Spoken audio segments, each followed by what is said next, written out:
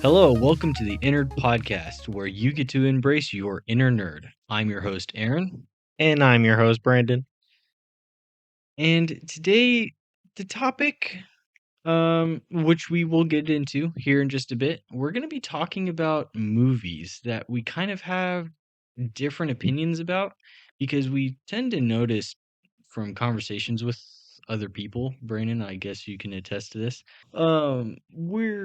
We tend to have conversations with people and maybe we're just like really fascinated with a particular movie or we really like how something's done and the mass population seems to disagree, or it's the other way around when we really don't like something but it seems to be something that's like beloved and we can't seem to wrap our heads around why.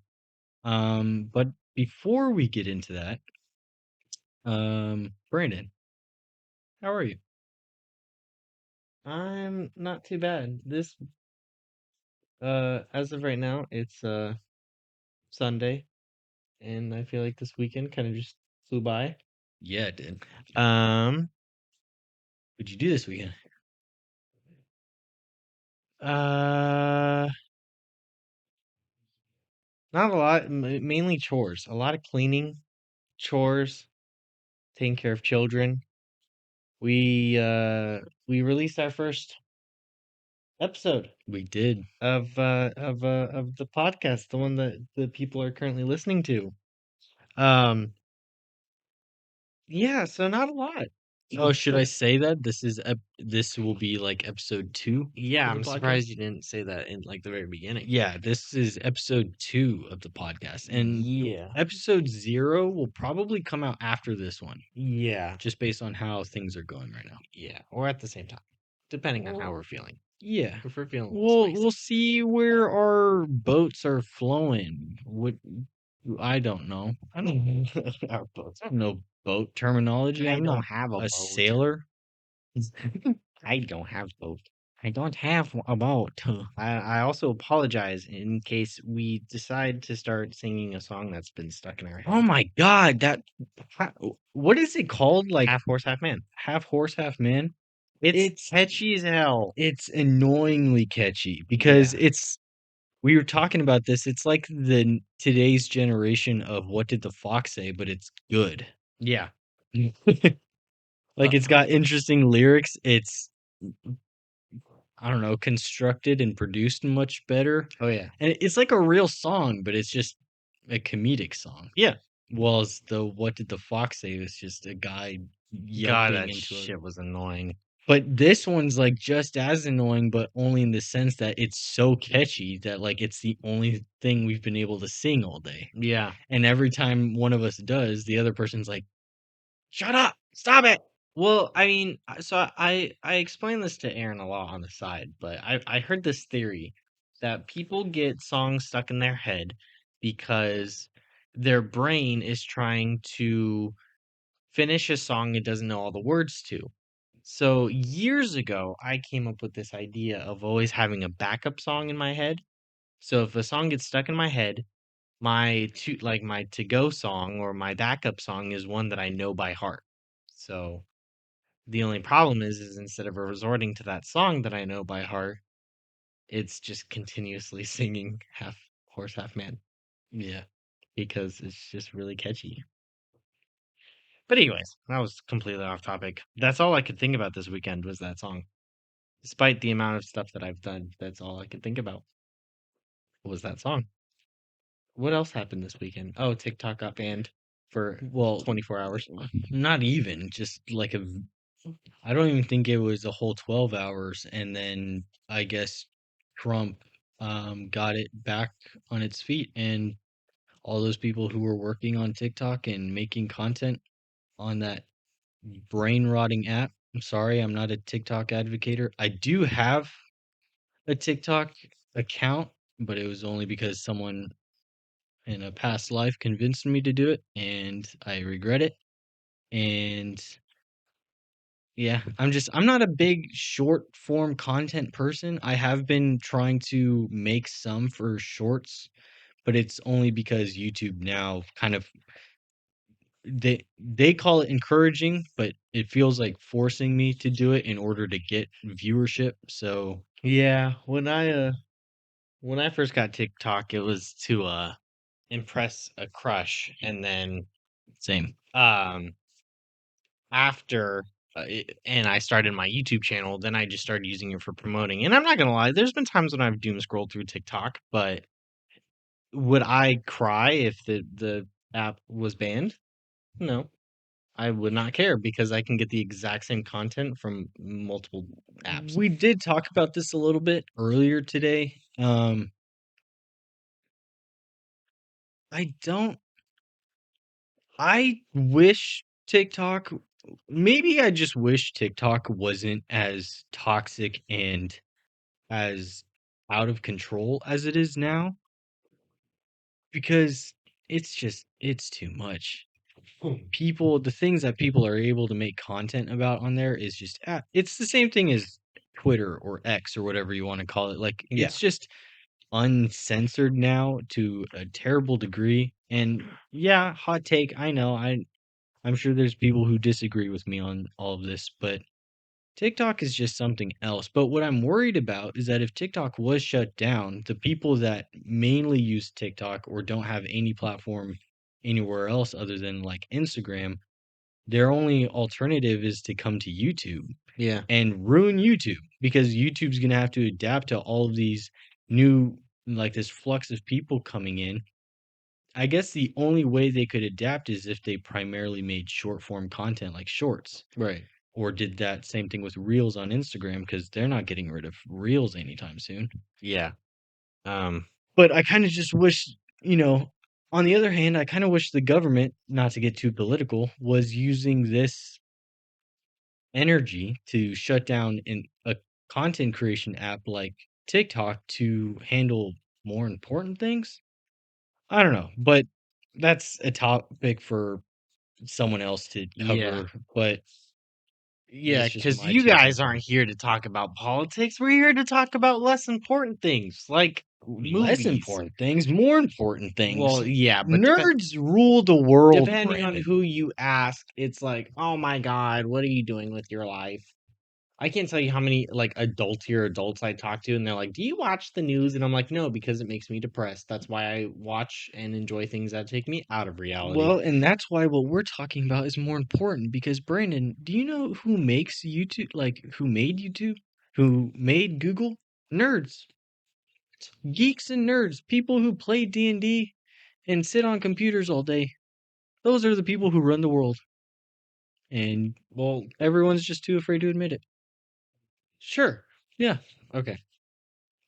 but they could slow down on the AI shit. Not Slow getting down. I would say stop.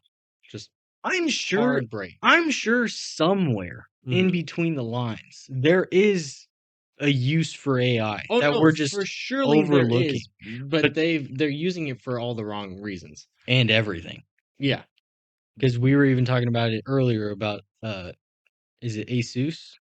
Uh having a motherboard for PC builders that every single aspect of it has AI. yeah. AI overclocking, AI temperature monitoring or whatever, and it's just I don't know. It's just a bunch Yeah, of I was horseshit. I mean, there's plenty of YouTube videos on it, and I was debating on making a video on certain things about AI, but yeah, it's used for all the wrong reasons, unfortunately. There are things that it could be used for, like the things that people don't want to do in the world, but instead it's taking over the things that people actually enjoy. But what do I know? I'm just a little little young old man. I'm a lonely loner. But anyways, Aaron, what are we talking about Go today? in the comments and tell me what movie that's from. Anyway, I know what that movie. I know that reference. I know you know. You know, n- no, that movie's actually pretty well liked, so I'm not gonna What? bring that up. Can't say it. I'm gonna give the answer away. What? I mean, I know the movie. I'm I confused. know, but I said, hey, go into the comments and tell me what that reference is from. And Oh if I yeah. say what movie I'm talking about, then I'm giving it away. Oh yeah.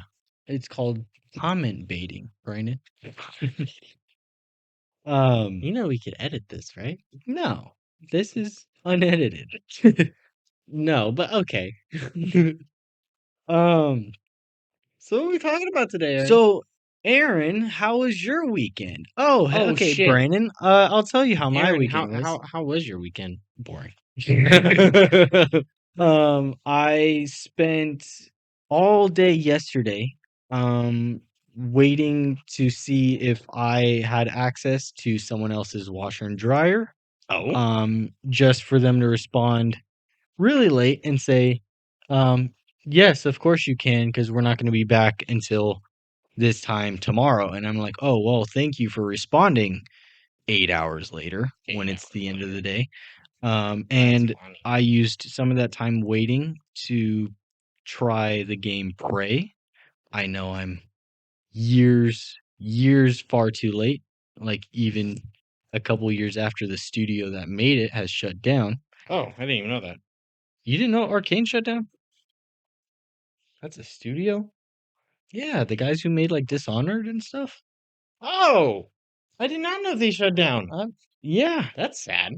at least I'm like 90% sure that they shut down. Huh. Because I know, but I am pretty sure that a lot of those same people that stuck with Bethesda are working on the new Blade game. Oh. But I could be wrong. I could be very wrong. Oh no, developed by Arcane Studios and published by. Okay, so Arcane is still around. What am I thinking of? Yeah, you're a stupid head. Okay. Um. What else? I almost bought more PC parts for a PC that I'm finally trying to put together, and then I had to cancel it when I realized that I have to buy groceries because I am an adult. Ugh. Yeah, Adulting sucks. yeah, credit card payments, groceries, food, Children. and then PC parts. Hopefully. But it might end up having to be new microphones, so we'll see. Um, yeah, and then today was a lot of editing and finicking around with audio that was not working in our favor, and laundry that I finally got to do. Yeah. Um, and now we're here, Brandon. Now we're here. That was my weekend, and I agree, it went by way too quick. Yeah. Oh, do I want to bring that up right now? Beats me. Screw it, I'll say it. I'm writing a book. Oh. And I finished the prologue yesterday, first thing in the morning, and it's definitely in first draft, so Mhm. it's nothing perfect. Um, so I plan on reading it over, maybe getting a second opinion. But that's all I'll say about now. Yep, Very nice. that was my weekend. All right. Well, now that you bored me with your detailed weekend, Well, excuse the what are we living talking about today, Aaron? Brandon, we're talking about movies that we like and don't like Oh so much. yeah, that was the intro. Yeah, I kind of talked Oh about that. yeah. So for those of you who might have forgotten, Let's based on call it overrated and underrated movies, at least in our opinion. I feel like that's a different video than what this is. I was trying to simplify it based on the way that I described it. This is agree to disagree. Sure, that's a better way to put it. Yeah, I'm just smarter than you. Well, Uh, we'll have a private conversation about that. Anyways, so we're just gonna go down lists that we've made private, like on our own times, about lists that we've rather liked more than other people or liked less than other people. Yep, Who's going first? you go first. Okay.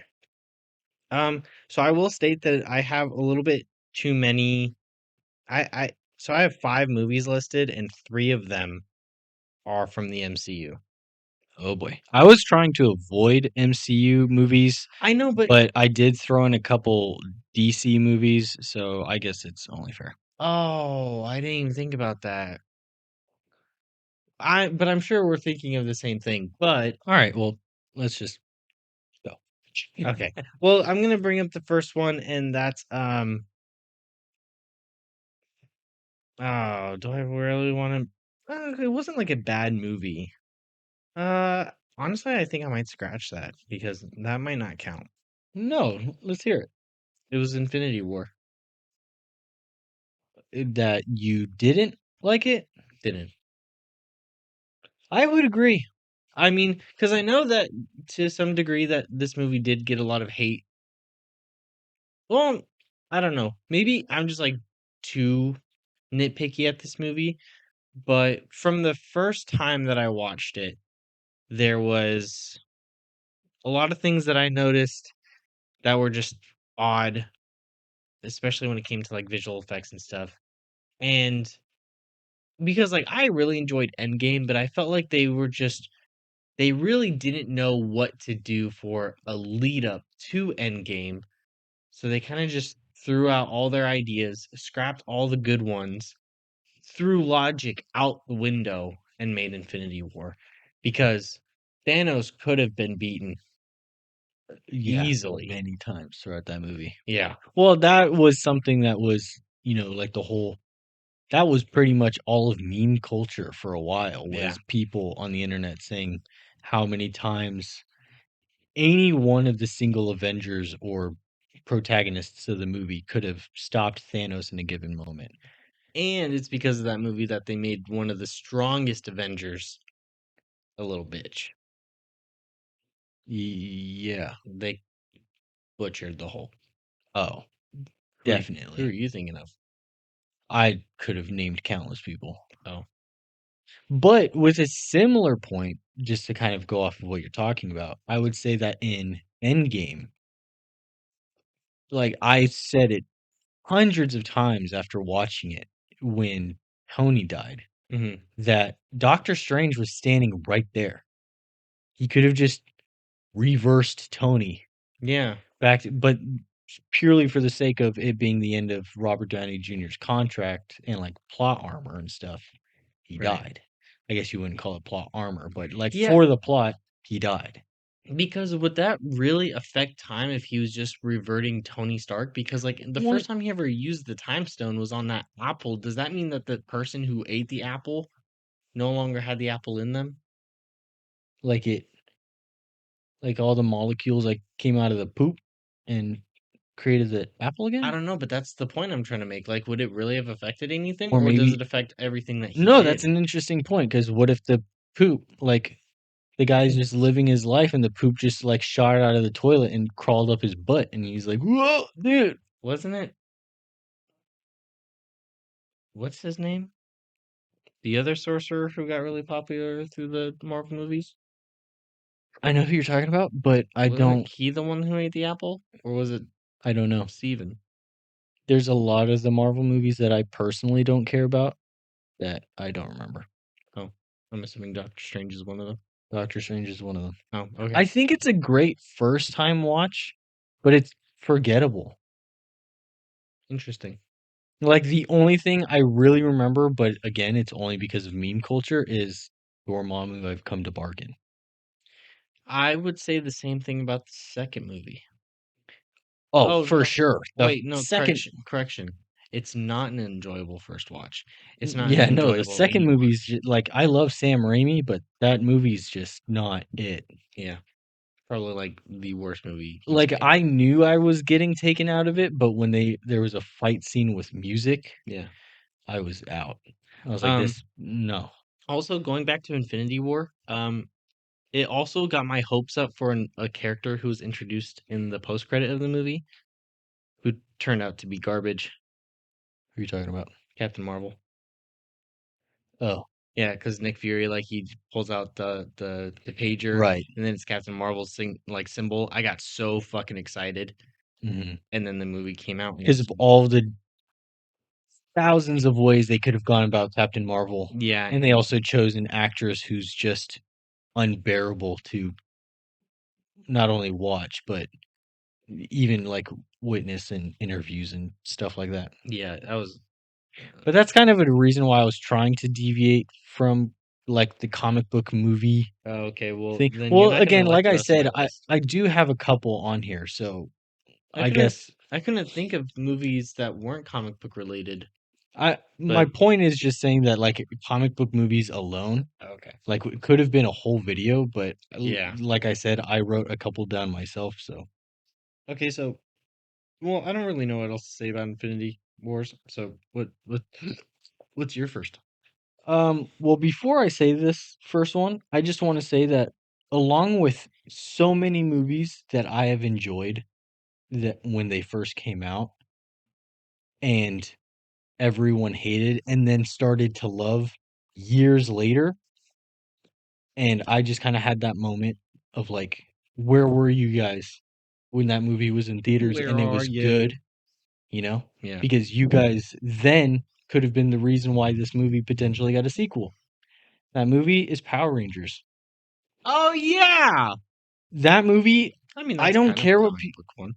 yeah, but, like, whatever people say about that movie, I don't give a flying fuck because I loved that movie. I thought it was pretty It sick. for and as someone, like myself, who's a diehard Power Rangers fan, had no complaints. Everyone was like, "Oh, the armor was weird, and Alpha 5 looked weird," and I was like, "I think you're fucking off your" sorry for the F-bombs, but I'm very passionate about the Power Rangers.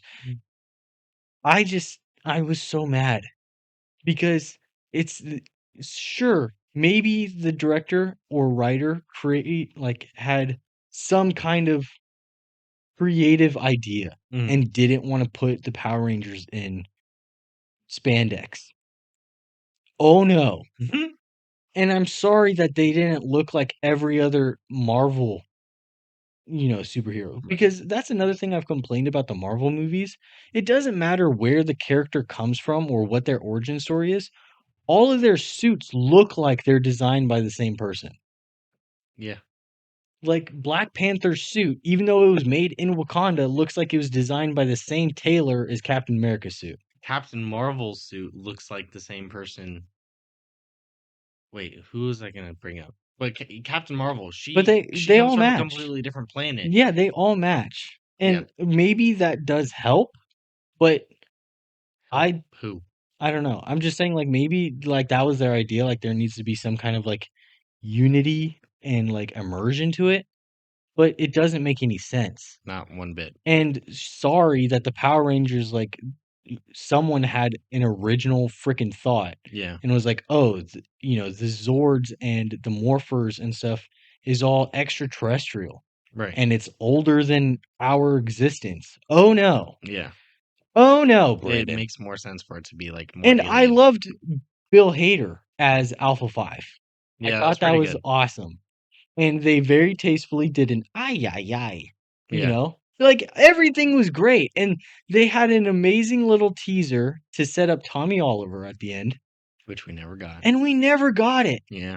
There was fan casts everywhere. They've talked about bringing Power Rangers to, like, Netflix or something like that. I don't want Netflix to just Netflix the shit out of Power Rangers. I don't care if it's all these what is it, 8 years now since the first Power Rangers movie came out? Yeah. I don't care. If they got back on board Naomi Scott as Kimberly and so on and so forth, I'd be fine with it. So what maybe they could just make it to where they're more experienced Power Rangers, and they've been doing it for a long time. Or maybe they could do a new team. I don't care. I want Power Rangers. I want a triple A silver screen, big budget Power Ranger movie. Is that so much to ask for? You know, No, seriously, is that so much to ask for? no, it's not. Okay.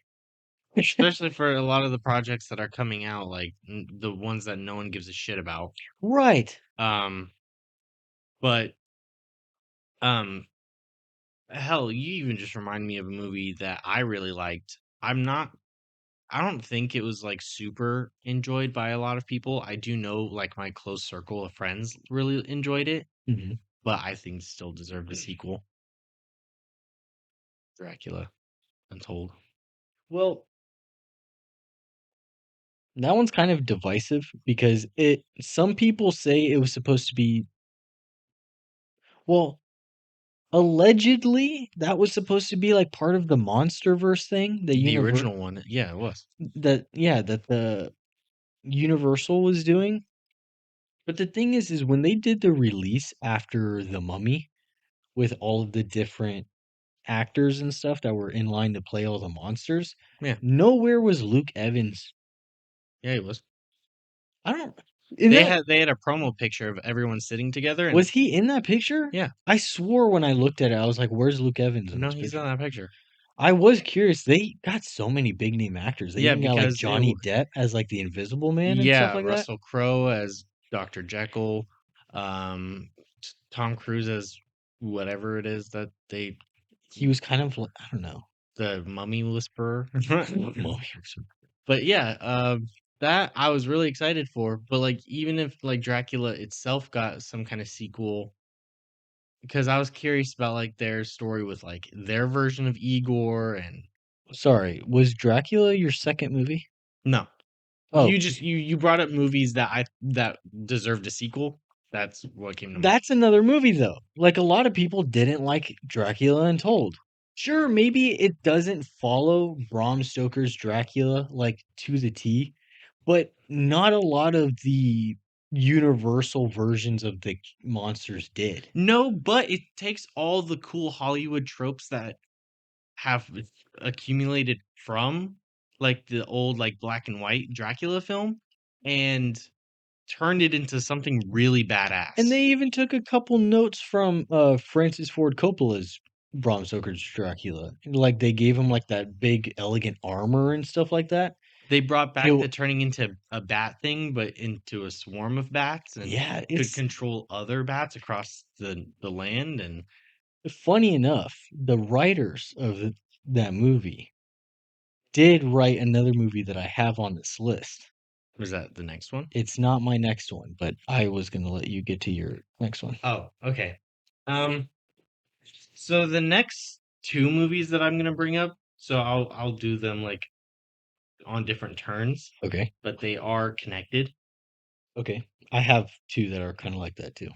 Well, one's a sequel of the other one. Same. Oh, okay. Well, so the first one I was gonna bring up is But if you want to do both of them, it's fine. okay, I'll do both Because of I them. think the one I'm referring to, it works better to talk about both of them. Okay, so I'm gonna bring up both of them. So Thor movies. Okay. I'm leaving the first one out only because I'm leaving the first one out only because me personally, I just thought it was like a kind of a boring movie. They kept a lot of the similar tropes from the original Thor comic books of I like like the Destroyer. no, yeah, that was cool. Like they had a lot of good material in it. Just me personally, I just thought it was boring. I don't know. Like Yeah, it's just like it's not it's as exciting as like other Marvel movies. But right. anyways, but that's not the one I was gonna talk about. Thor 2. A lot of people did not like Thor the Dark World. Yeah, And maybe so I will say it's been a while since I've watched it, right. but I have seen it like 2 or 3 times. And I especially seeing other Marvel movies, I don't know what it is that they don't like about it because it's not too far off from what people like about other Marvel movies. Well, And I think I do know. okay, but real quick, Okay. the antagonist, like sure, he's not like the biggest bad compared to other villains. He was the biggest issue for a lot of people. A lot of people couldn't take him seriously. Like they thought he was goofy and how different he was from the comic books. They couldn't take seriously. I think the comic books version is more goofy. I know, but I think people just based on how the other Marvel movies were being made, I think they wanted a more sorry to interrupt you, but No, that's you're fine. kind of goes into like what I was trying to say. Like I think I do know. It's mainly him, and I think people at the time didn't want as dark of a movie as that one is. Tonally, it's not like a dark movie, No, but aesthetically and it's a little what they darker than the other right Thor and what they movies. try to like set up for later Marvel movies in that one was darker. Yeah, And I think that's like people now want dark comic book movies. And there were people who wanted dark comic book movies then, but they didn't know they wanted it because Zack Snyder wanted to make DC accurate, not tones aligned with the DC comic books and making them darker and a right. little bit more political. Hmm. And people just didn't like it. And then obviously now people are like, "Oh, where's Henry Cavill?" It's like, "Oh, where were you Yeah. when Henry Cavill was Superman?" But so yeah, I mean, in total, I personally enjoyed Thor 2. I I didn't agree. I didn't see anything wrong with it. It also brought in a version, I forgot what the race is called, but Korg, his race, it brought in a more comic book accurate version of his species. Yeah, before they ruined it. Right. But speaking of Korg and ruining, Thor Ragnarok sucked. So fucking bad. That Okay. movie is ridiculously overrated, I think. Yeah, I will say there are people who I've seen like they have made comments going back on that movie and saying like it's not a great movie, which where were you when I'm sitting here all by myself when the movie first came out thinking that it was fucking garbage. Yeah. Um it it took two intense Marvel storylines, Thor Ragnarok, the comic book line, and Planet Hulk, Mhm. two completely different stories. And very dark. Yeah, dark. Yeah. Like fucked up dark. Yeah. Like the whole Thor Ragnarok story is literally talking about the end of the world, Right. the end of Midgard, and Thor sacrificing like his fucking eyeball and like doing a lot of things his dad did, and it's like it's a dark story. Right. And then Planet Hulk Which is Hulk being, sent to a different planet and he like forced to a different planet, like he didn't do it by himself. and he essentially goes through like Gladiator, but it's Yeah, the Hulk. because like for those of you who don't know, the story behind Planet Hulk is the Illuminati, which is the team consisted of all the greatest minds on Earth, like Tony Stark, Black Panther, Reed Richards, yada yada yada. They Mm. think that Hulk is too dangerous, and they send him off into space, hoping to send him to a secluded planet that had no life on it. Which they failed. That's fucked up to start off with. Like, Yeah. I understand Hulk is dangerous, but that's fucked. Because what if he turns back to Bruce and then he's just on like that's fucked. Mhm. Anyways, but they fail and they send him to a different planet that has life on it. Mhm. And then yeah, he gets forced to go through like this gladiator arena thing. He fucks everyone up. And then in the little cartoon movie that they had, they put in Beta Ray Bill, which in the comic book God, it was Silver Surfer. I But I don't think I mean, that's a conversation. Silver Surfer's a conversation for last episode in a different day, but yeah. God, of all the characters, Yeah. you've introduced so many people. I just ask for a comic book accurate Beta Ray Bill. Because remember when years ago when Thor Ragnarok like rather just came out or right before it was coming out and everyone was fan casting Christian Bale as Beta Ray Bill? I would have been okay I with would have that. been totally down. They're gonna Like, I was completely down for him to play uh Thor, oh, but if he was like a comic book accurate. right. Yeah. But anyways, and that's another shitty Thor movie, but we're not talking about that one because I think everyone can agree that movie I think fucking at sucked. first people were really on board for Love and Thunder, but it took a real Oh, quick yeah, it turn. was terrible. But anyways, yeah, Thor Ragnarok, it was again two really dark, serious tone movies, combined it to this comedy because it's labeled as a comedy. Mhm. Dumb. They changed what is he? He's not the collector, he's like the collector's cousin. Was he in that movie? The Grandmaster Yeah. or something like They that. made him a fucking joke. Um they turned Korg into a fucking joke. They Yeah, the whole story. And then like they made it to where even like Thor, they're like, "Oh, like you're not the god of hammers." And then they did that whole spiel which I thought was but fucking even the dumb. character Meep, is that his name? Meep? Mink. Mink. He was supposed to have like a very sentimental arc in like the planet He Hulk, was supposed to but he betray them, and then he was supposed to have a redemption arc. but and then he was supposed to get like cut up to pieces and No, stuff. yeah, he was gonna sacrifice himself, and then he gets fucked up. Right, but and they just reduce him to like a an organ. He's just like a little blob. A cyborg organ. Yeah, sure, Yeah, but like it's stupid. that's when Korg's not holding him and Yeah. just like running around And with that's like another a thing is like blob. Korg in the comics and like the whole story, he's like again, he's this badass gladiator. He has a redemption arc for his own people. Yeah. He went up against Beta Ray Bill in the cartoon version. It was intense. And then in the movie, he's like, "Oh, hey, I'm Korg. Uh, Ignore the possible ghost." Okay, see, I do want to disclaimer really quick. The director, I'm not even gonna try to pronounce his name. He's not a bad director. I've seen other works he's done. He's very much known for having like a plot and a scene written out Right. and the actors improvise. Hmm. And it's usually really good. And according to Chris Hemsworth and some of the other actors, they did do a lot of improv. But it's just not for a Marvel movie. Yeah. Oh, I like sure sometimes it's a little too hyper coordinated or whatever, but I don't want Thor of all movies being reduced down to a comedy. I much prefer a comedic character like Deadpool right. or Squirrel Girl or whatever have the limelight of like the comedy genre. Yeah. And speaking of like characters who they completely ruined, Hulk.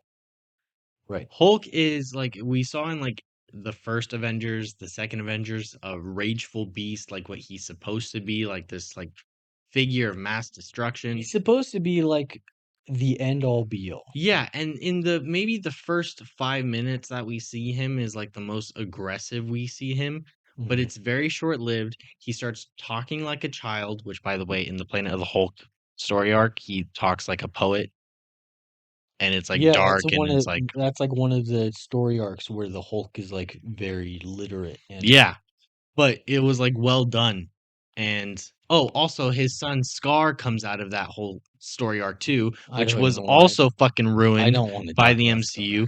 But anyways, but that's the thing is, like, Marvel can't seem to do anything fucking right, like, they're like, "Oh, this story is supposed to be serious and dark? Let's make it a comedy." Dumb. But, yeah, that's Thor: Ragnarok, I literally hope gets forgotten by I everyone. do want to make just a quick little note before we move on to the next movie. Okay. Um, I there's it, Marvel used to have a great, I'd say, beginning of the MCU, primarily the first two Iron Man movies. Like Fox and, whoever owned Hulk at the time. Well, Hulk was Fox. I think, yeah, Hulk was I just 20. watched a video yesterday and it said Hulk was owned by like Universal or something. No, I think you're referring to the first Iron Man movie was Paramount. I could be wrong. There were separate film rights for a short period of time, but Hulk was Oh Fox. no, no. What? Ha. Iron Man was Fox and Hulk was Universal Pictures. Okay, well there you Yeah. go. What was I talking about? Okay, but so and I also really enjoyed the first two Ant-Man movies. Um, and we've talked a lot about how we wish that Marvel a handful of times should just go off of the script of the comic books. Hmm. The one time that they took a massive leap and almost overhauled a character to great benefit, I believe, was Namor. Who apparently is received poorly. That's horseshit. No, dude, I can't tell you how many things I've seen recently of people who have like shit on. No, I think that's the one of the best things out of the new era of I didn't Marvel. like that movie, but I liked him. No, that's what I mean. I Oh, just okay. mean him. I mean like the way they went about making him based off of an actual Mayan god, Right. you know. And because when I went to go see that with Daniel, and his family's from that region of Mexico. He loved it. Daniel's Aaron's friend, by the way. Yeah, but um yeah, he loved it. And that version of Namor actually like resonates with people. Yeah. And and if he was done like the comic books, that would just He would be like a really like odd. they barely made it with Aquaman. If Yeah. they did a guy in like a leather leotard and like that weird slicked back hair and pale skin and so on and so forth, The triangle head and it would just be really, and depending on how they casted it, could have there could have been some serious racial allegations coming out of Namor. yeah. But I loved his look. Sure, maybe I could have done without the little speedo he wore for a majority of the fights. Yeah, like the green But I loved it trousers. when he had like the big headdress on, like when he was on his throne, and all of that was great. Yeah. Um, and I liked the way like all of his soldiers looked and how they wore like breathalyzers when they were on the surface and stuff like that. And he had this feeling of he was one of those villains who like on his end, he was doing what was right for his people. Right. And but obviously It's to the other end, it's like, oh, he looks like a bad guy. right. It's just one of those things where it's like it's a convincing antagonist because his motive makes sense. Right. And Like like he's sure he was aggressive, but like he didn't care about the earth, like he the people on the yeah, surface. like he has a reason, and to a degree, depending on how you looked at the movie, you could vouch for him.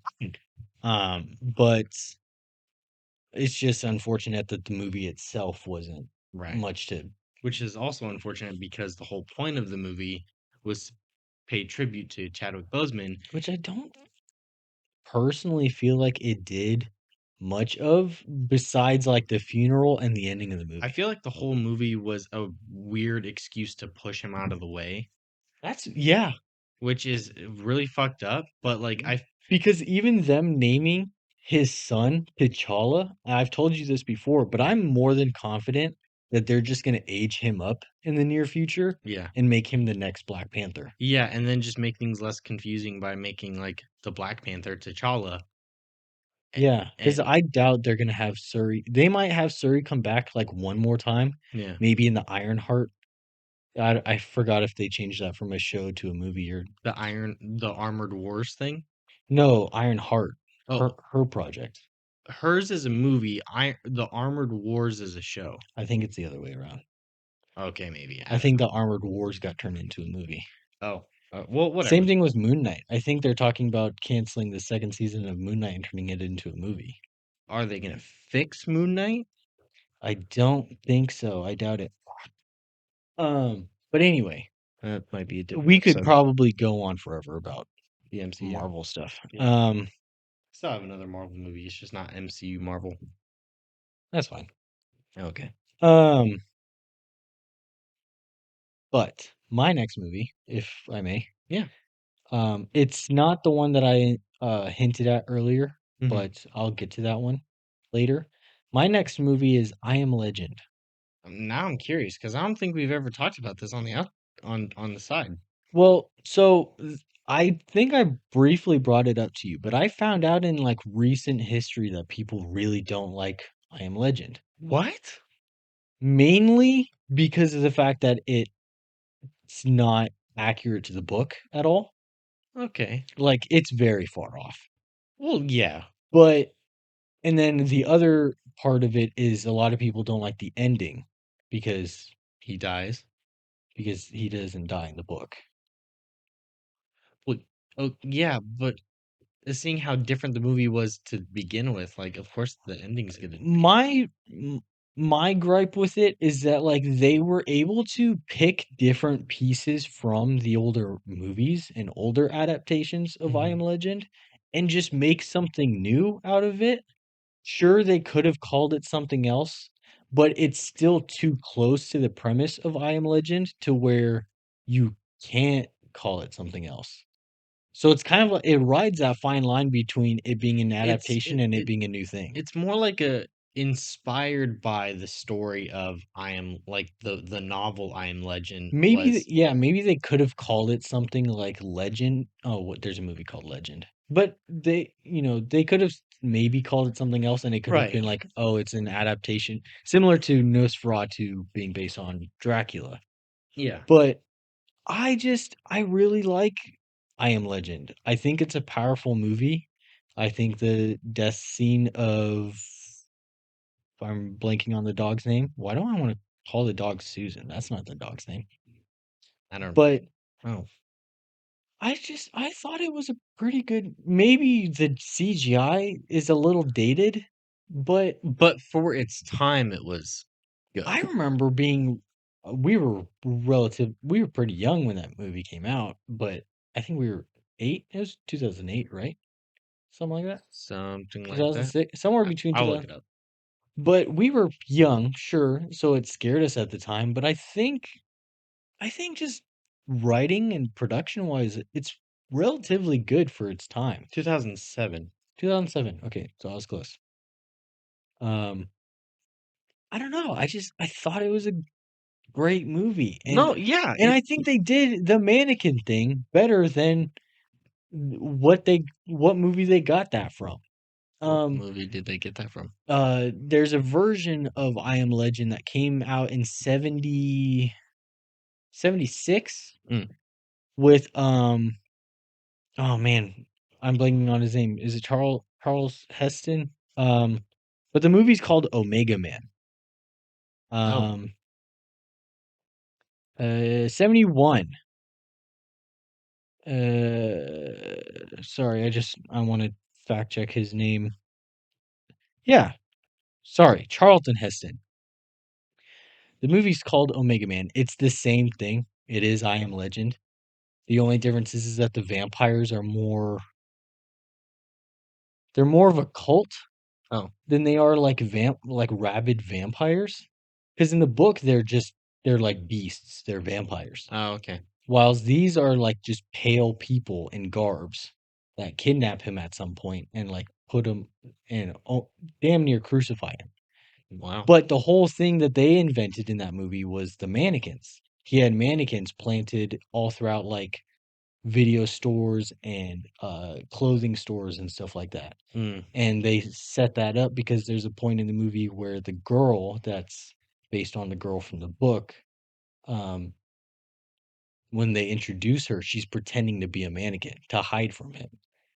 And then Oh, he spots her and he can't tell if she's real or not. And then when he realizes she's real and she runs away, he chases after her and then it plays out the way that it does in the book. I want to watch that. Um, that's the third version of I Am Legend. The first one was back in the 40s or 50s, I believe. I want to say it was like the 40s. Um, called like Last Man on Earth or something like that. Oh, Um, or like The Man on the End of the World or something more poetic like that. oh, And then there was a Mexican I Am Legend after that. That was actually just I can't think of what it how to pronounce it, but it's actually just direct translation into Spanish of I Am Legend. oh, And that's actually the most uh that one and the original movie are in different ways are the closest adaptations to the book. And then there interesting. was the Omega Man in 71, the Asylum, the cheap knockoff people who make like bootleg movies. Mm-hmm. They have their own version of I Am Legend that's called something super stupid. Um, but that's not important. But and then Will Smith's I Am Legend. I think it's a great movie. Yeah, I mean, like, sure, when we first saw it years ago, Uh-huh. I didn't know it was based on a book, and then when I found out that it was based on a book and how different the stories were, it I think when I have like when I have an issue of a movie being an adaptation from a book and they're trying really hard for it to be what the book was, but then they still make weird changes, that's when I have an issue. But Mhm. when the movie is more of just like inspired off of a book like I Am Yeah. Legend was, and it's nothing like it. They're two completely different stories, which makes for two completely different like opinions. Yeah, and plus the late 2000s were an era where people wouldn't like a one-to-one to the book. It would be closer to like an A24 film now, Yeah, you know? It a one-to-one adaptation would do great now. yeah, Um, but it's a movie of its time. yeah, And with that being said, I like it. I enjoy the movie.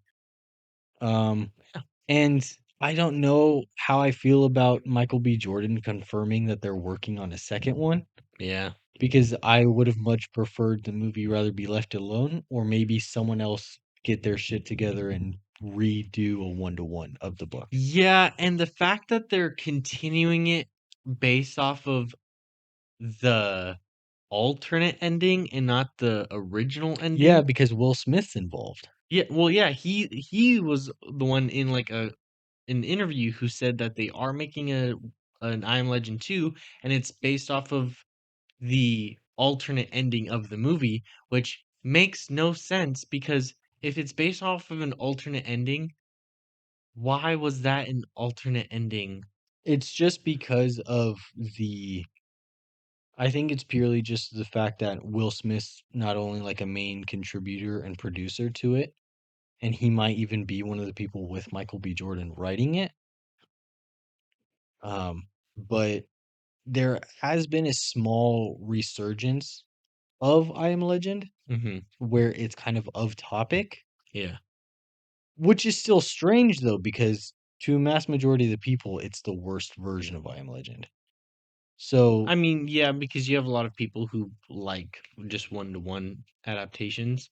Eh, that's how it is with books, though. well, It's like right. anytime there's a book and then a movie adaptation, people are just mad regardless. I will say, speaking of the book of I Am Legend, Aaron for Christmas got me a copy of I Am Legend. Uh, and it's like a special edition where like the cover's super unique and it's got like a book sleeve and I'm so excited to read Yeah, it. I know we're only 2 episodes in, but if we could get a sponsor, I would love a sponsor from Folio Society. That would be sick. They're the ones who made the version of the I Am Legend book that I got for Brandon, and anyone, this is not paid, this is not sponsored. Right. Go check out Folio Society. Though, yes, it's a little bit more expensive than a traditional book, but it's the hand craftsmanship and the artistic value to all of it feels more heartfelt and Yeah. it feels worth your money. Like, Yeah. they're designed the way that the book should have been done. A lot of it does have to do with there's illustrations in each book, Yeah. but there's, like, custom covers by, like, very, unique artists all over the world and stuff like that. The one that's on my, uh, wish list is their version of Frankenstein.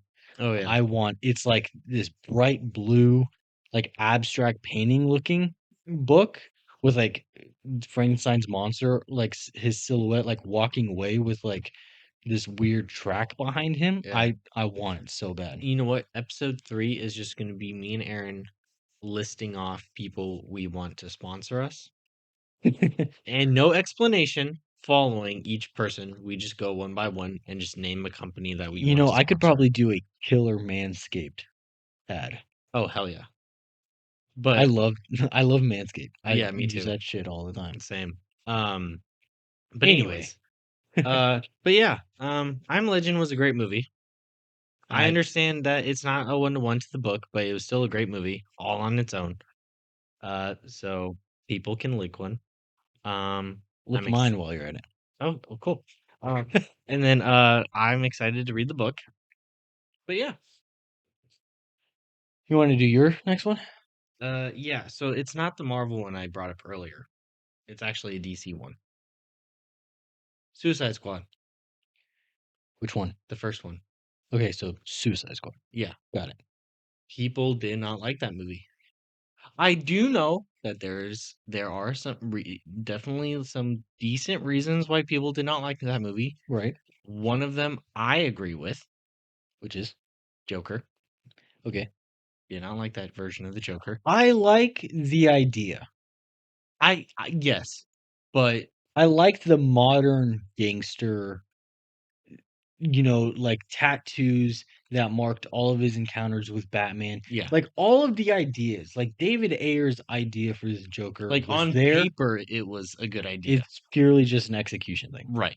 But personally, I liked their version of Captain Boomerang because not only does it bring all the things from like the traditional Captain Boomerang, but it kind of makes him like this like slob, and it kind of just adds more of like a realistic criminal Right. vibe to him.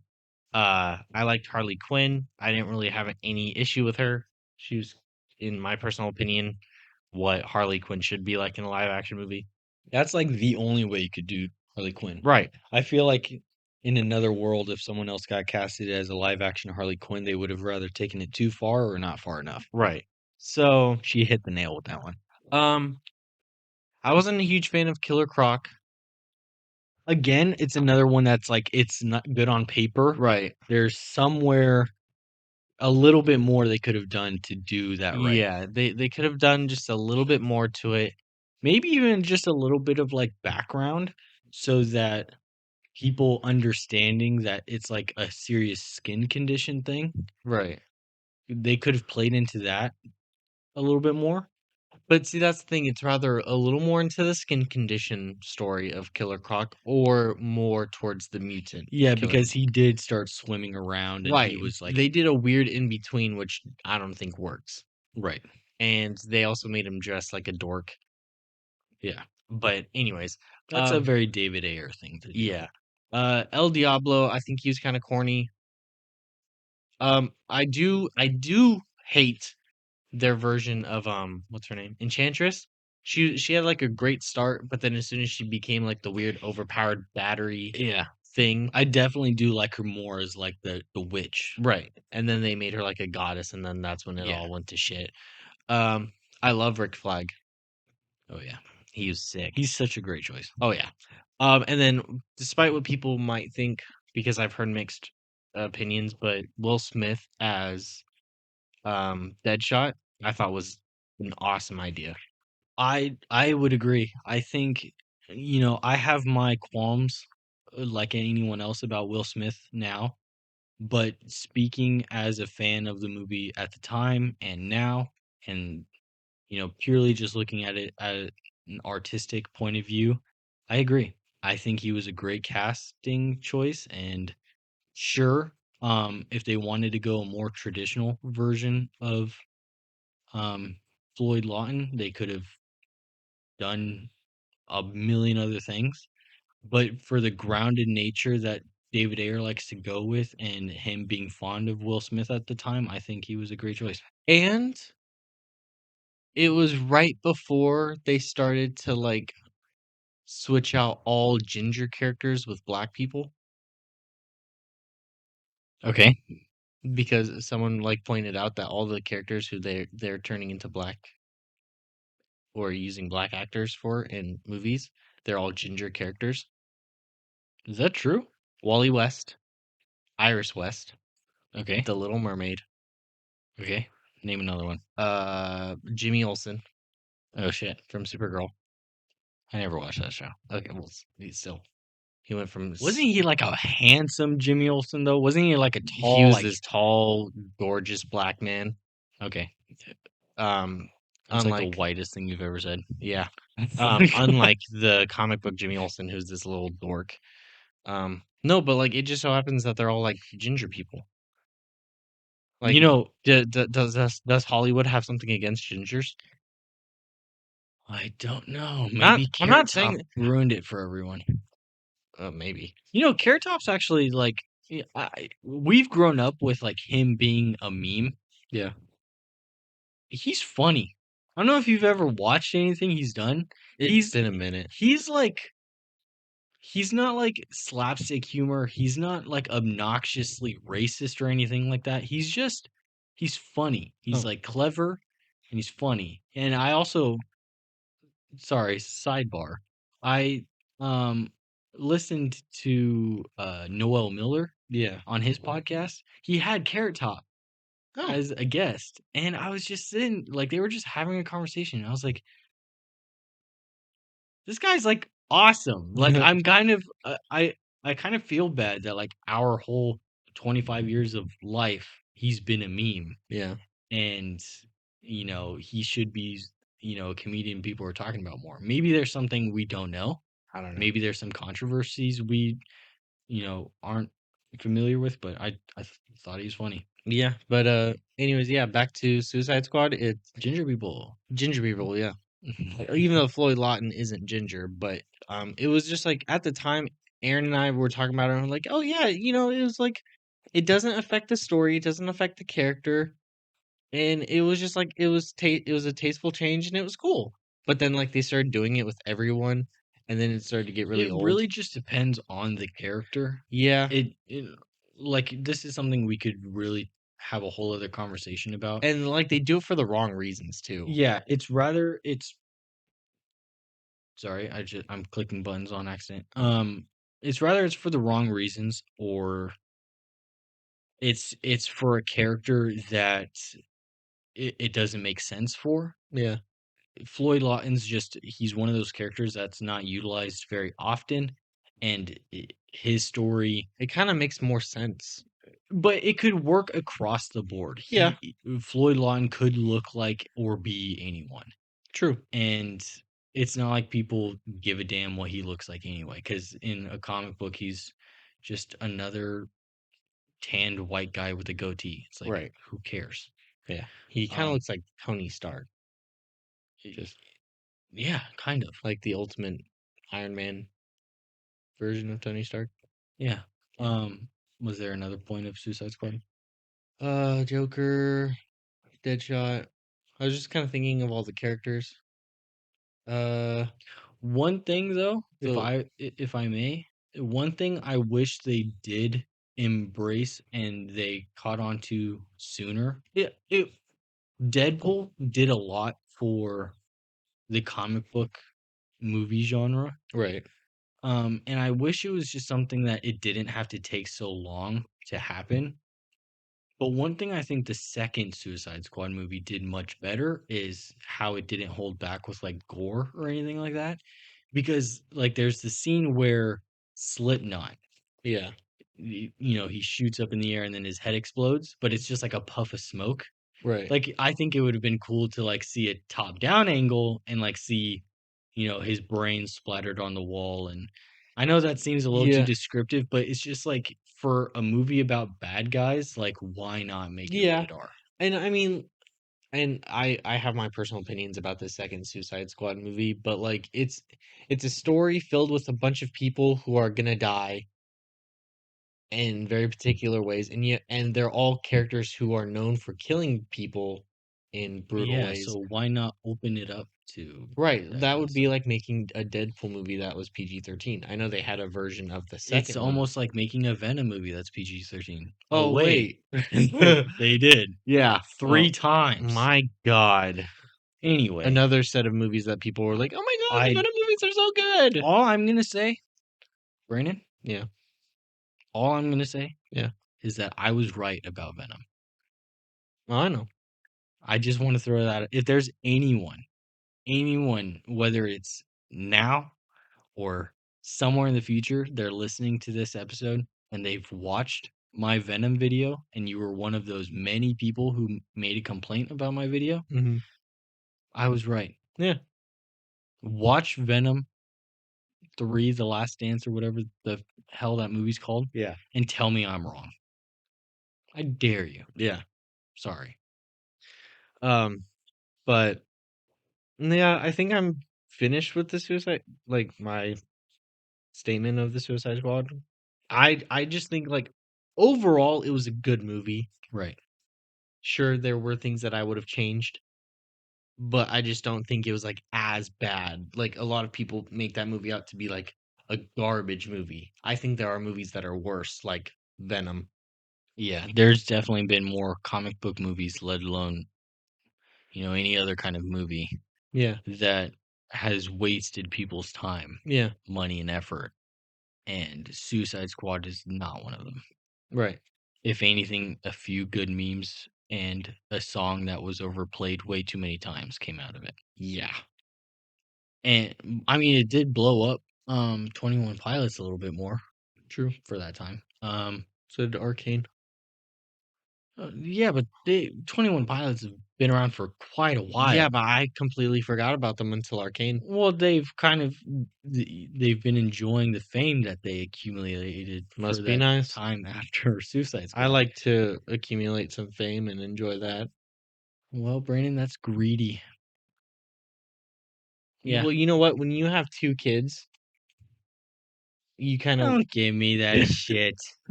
my Oh, when you're a parent, you'll understand. Shut the fuck up. well, it would be nice to, make some money and not have to worry about. No, I agree.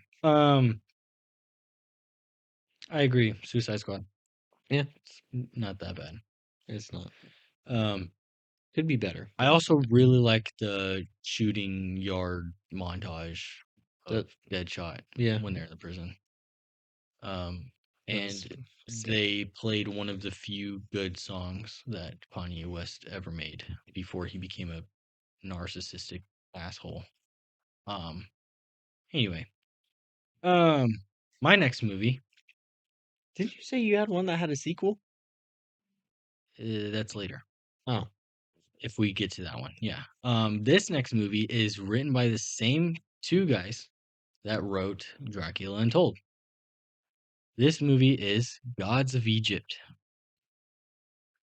oh, This is kind of a weird one. yeah, It's a weird movie, and yeah, it I remember when it came out and we saw it in theaters. I uh-huh. remember being like, "This is kind of a weird movie," Yeah, but it's a fun movie.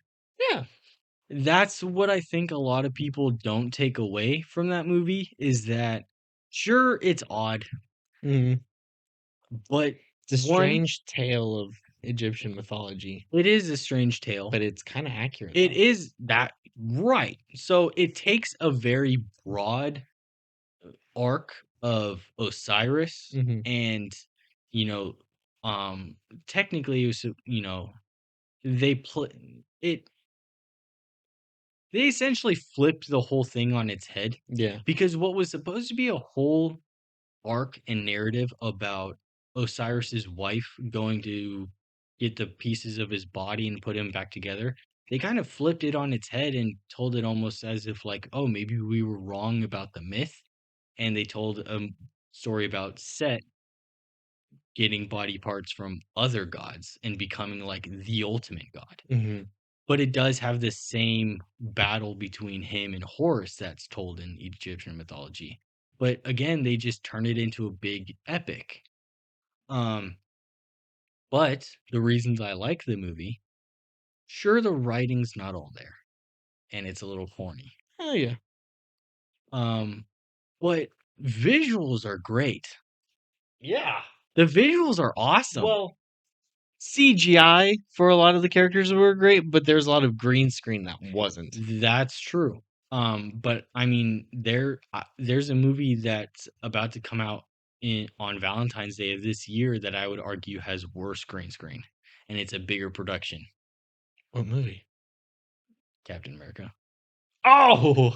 At least in the trailers, the green I wanna screening. say it's worse green screen because there's a part in the Gods of Egypt that has really bad green I screen. think I know which one you're talking about, but because of how many scenes are in that trailer alone of Captain America, maybe it'll be fixed. Maybe I'm wrong, but the green screening in that movie is just atrocious.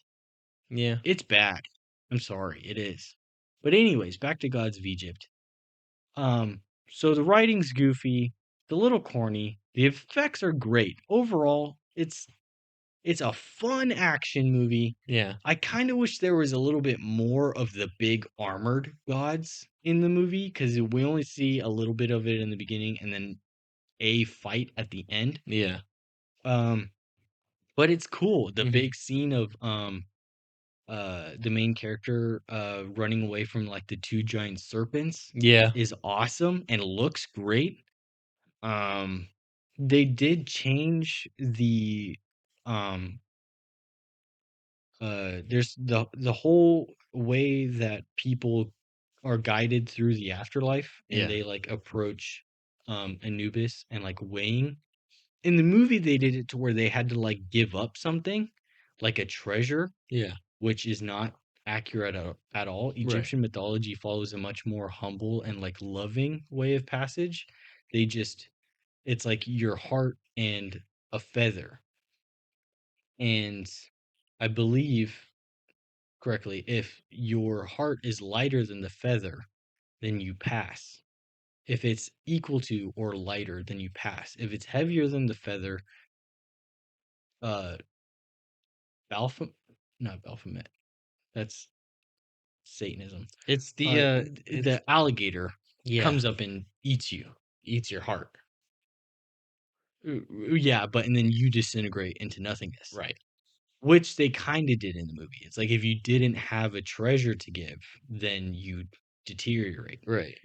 And they made Anubis seem more daunting, but Anubis is supposed to be more gentle. Yeah. Yeah, he's a towering, all blacked out jackal, but he's supposed to be like, a pleasant thing to see. I think it's just kind of hard to portray that in like a live action movie. True, but I think there's a way to do it. There I probably think is. there's a tasteful way to do it, but maybe because it was the big action, you know, it was supposed to be like the factor of cool He kind did of. seem fair though. Well, based on the logic, it's fair. Well, right. Based on the logic that He didn't it's seem like an asshole or anything or like this dark gritty character. Like he seemed like a fair judge. yeah, and maybe a little too stoic though. Yeah. He was kind of like he had like that Leonard Nimoy energy, like Yeah. that resting bitch face. Hmm. Um, but anyway, I don't know. It's a movie I've gone back to a couple times, and I have the same qualms with it, and but at the end, I'm like, it's fun. Yeah. Like it's not something that's like super intricate. It's nothing super complicated.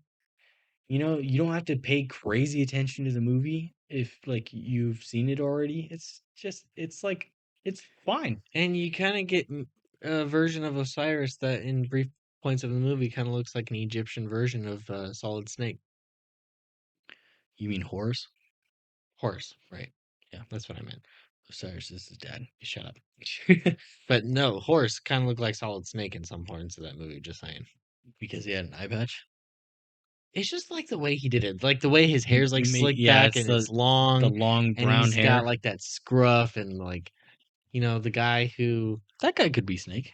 he could be. He would be Maybe a better Joel, but or maybe okay, but in the realm of Metal Gear, maybe like Big Boss when he was young, yeah, like Metal Gear Solid 3 Snake, yeah, Naked Snake. hmm, I could see it.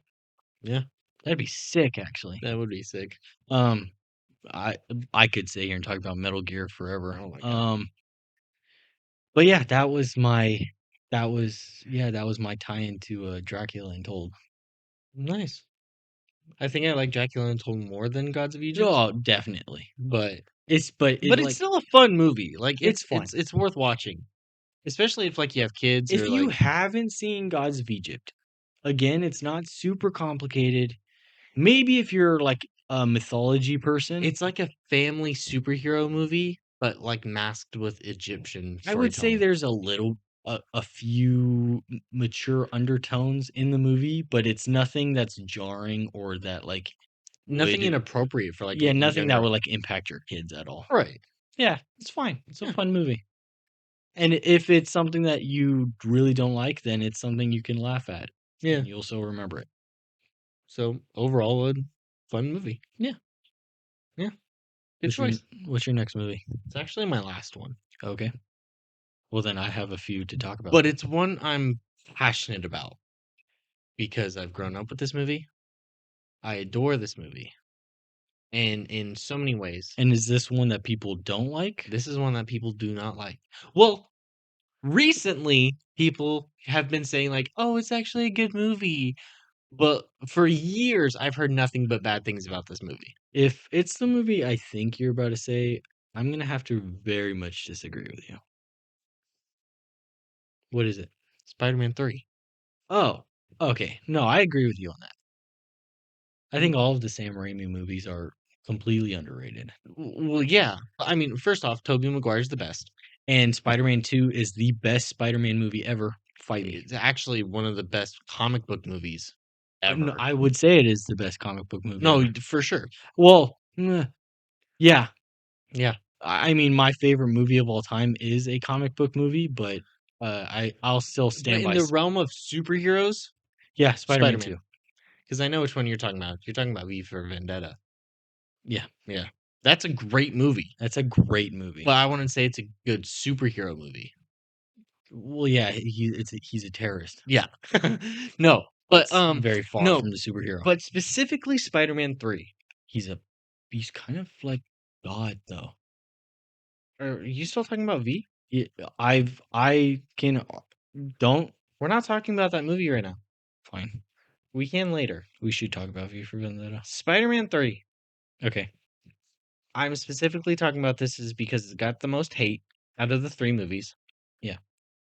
Personally. Which is also a movie I advocated for in my Venom video. Right.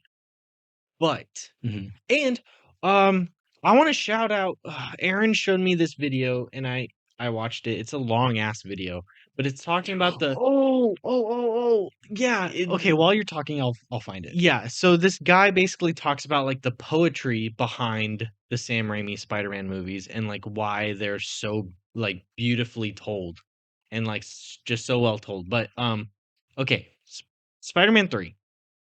I understand that there was some like background stuff behind the movie, like Sam Raimi didn't want to make a Venom movie and stuff like that. I get it. And there, I found it. what is it? It's The Sincerity of Sam Raimi's Spider-Man by Story Street. Yeah, go watch that video. It's like an hour and 20 minutes long, but it is beautiful, and he says everything that there is to say about why those are the best Spider-Man movies. And he also vouches for a lot of great things about the Spider-Man 3 movie. And how it ties into the themes of the others. Yeah, and it's it's a great movie. It also has like a lot of tie-ins to some of the things that Sam Raimi was feeling We'll during the definitely shout that out in the description and link right. it. Yeah. And like it has a lot of like tie-ins to what Sam Raimi was experiencing during the making of the movie. Like Mhm. there's like some certain things about that, It's but that more importantly, how he didn't wanna make Venom. right, but excluding the back like behind the scenes stuff and just focusing on the movie as like on its own. Yeah. First off, I understand people's gripes about Eddie Brock, but aside, Go watch my Venom video, go watch Aaron's video. But and you'll understand why. in my personal in my personal opinion, and people can suck my dick.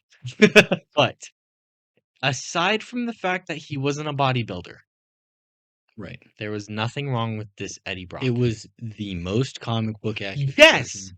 Okay. Yeah.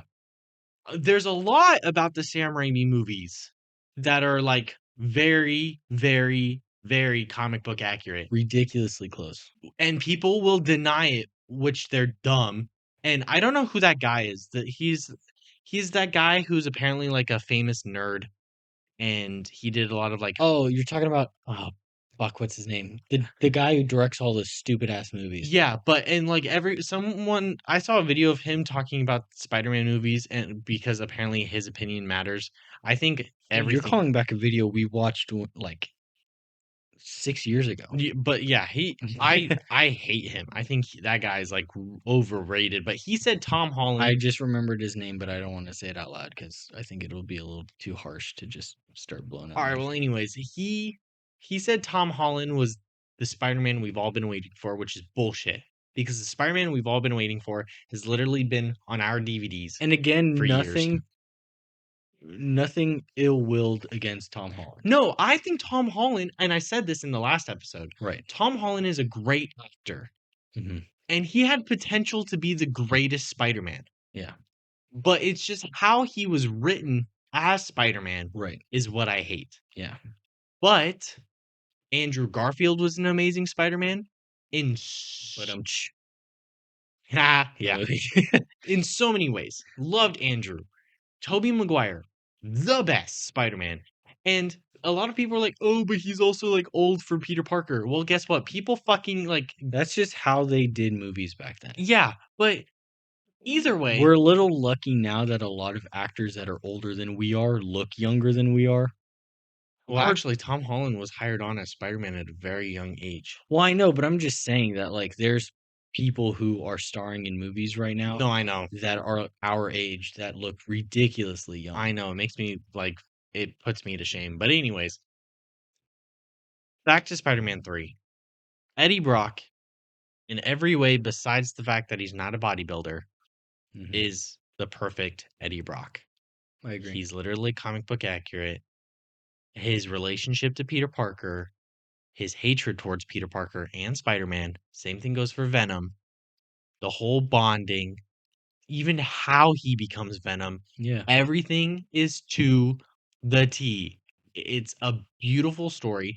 Sam Raimi's version of Sandman was amazing Mhm. because, like, in the comic books, yes, there is kind of like a side story to Sandman, but he's aimed more as a villain. And he's always made so in the like, in comic books and cartoons, Sandman's always made to be so, like what's the word? Like, what you would think of, like, the stereotypical, like, street criminal. Yeah. They always just give him that kind of level of attitude and shit. But in this movie, he was Like, yeah, they gave him some form of depth and they made him interesting. yeah, like he had the whole thing with his daughter, and you can tell he's not really like a bad guy. Mhm. He was just put in a bad situation. And they created I'm sorry, this is just the movie nerd part of me. They made, like, one of the most complicated, particle effects for one, like, 2-minute scene, Yeah, that still tops CGI. it's All of the Sam Raimi Spider-Man movies have visual effects that top to date. they're just timeless. Yeah. Especially and so many people, maybe I'm seeing something different. The Venom, like, on a technical level, Mhm.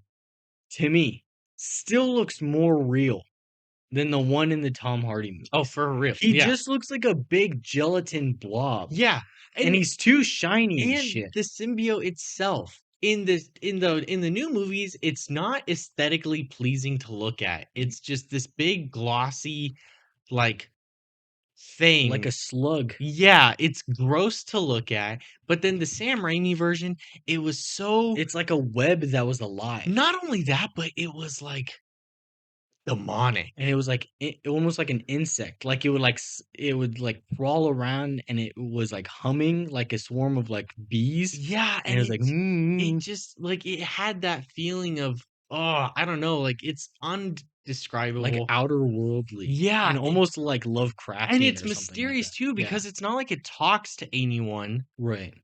but it speaks through Eddie, and Yeah. it, like, expresses itself through Peter.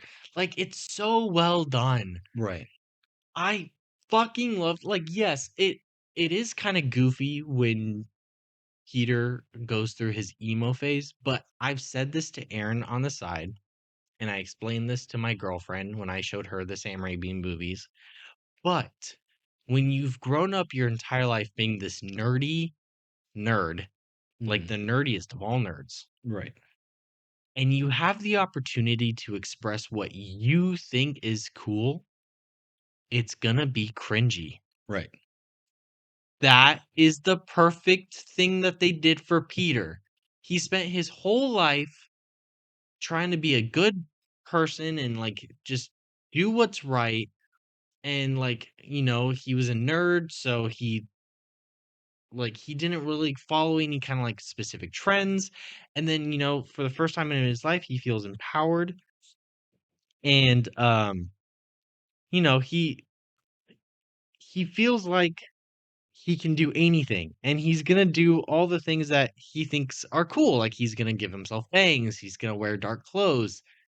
What a nerd would think is cool. Right! Yeah. Like, it's perfect, and it's cringy, and that's what it's supposed to be, because 'cause we've seen on social media what dumbasses, and not just dumbasses, but nerds I When mean, they I even remember being in, like, school and, like, when a really dorky kid would try to be cool, like, in what their definition of and it. it was exactly like what we saw in Spider-Man 3. Yeah, like that, like, they would idolize, like, in animes or, like, comic books that they read, Yeah, that edgy like, silent protagonist or whatever that has the long, like, a Persona 5 or, like, the Persona antagonists and stuff that have, like, the long exactly. hair in front of their face and wear all black, and, that's what n That's what would nerds, happen. yeah, that's what they think is cool, and that's what they Right. strive for, and they think that that's what brings all the attention to them, and in a way, it does that. He thinks he's cool. He's dancing on the street. He's wearing all black, and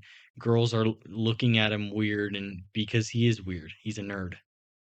Like Yeah, it's and just it's just how it's it it's goes. it's perfect, and the same thing goes for Eddie too, because Eddie is very cocky, but, like, he's realistically, Eddie Brock was fragile, and he hid behind this very cocky persona. Mhm. But all that confidence and rage and hate was brought out when he became Venom. And, like, the Right. perfect representation is, like, when he, like, first met Sandman, Mhm. and he's, like, climbing on the wall, and he's, like, getting into Sandman's head, and he's like, "They won't let you see your poor daughter? That just isn't right to me. Together, we stand a chance. You hate the spider. We hate the spider." And then he's like, "You interested?" And, Interested. interested. Like, that was ugh! It was so good, and the CGI for that, by the way, sick. But then you get to, like, all the technical things that, again, are comic book accurate. Like, when Peter first found Mary Jane in the taxi, Mhm. and Peter's like, "I'm gonna get you out of here." And He then Venom doesn't sense Venom right, coming. Venom comes out of nowhere, and Peter doesn't do, like, a badass backflip or anything, he gets mollywopped Yeah. immediately because he doesn't know where Venom's gonna come from, he doesn't know he's in danger, and then Right. when his suit's all beat up and there's that really creepy The part that scene. was in the original trailer when Yeah, they, yeah, and Venom is using the ability to, like, hide from his spider sense. to, like, taunt him. Right! Yeah. No, you're right. And they didn't explain it. They didn't Right. have this whole moment where it's like, "Oh, man, it's like my spider sense can't sense him." Mhm. No, it's just like it's scary enough that Peter feels so vulnerable and alone because it's him against Sandman and Venom. No, you're right. It's amazing. And then, like, Harry Osborn gets this great, like, redemption story, Right. and Sure, maybe it was little jam-packed and rushed into a character that a lot of people didn't take very seriously, but it's it was a great way to wrap up a movie that Sam Raimi had so little to work with, right. and even though it didn't push for the last movie that was supposed to be made and to wrap up the entirety of the franchise, I I think it I think Henry had a great goodbye, and he probably would have been remembered in the next movie very well. And yeah, I agree. I think it's a great movie. And especially knowing what Peter learned throughout all the first 3 movies, like, because in the first movie, he's, like, discovering himself. In the second movie, he's doubting himself.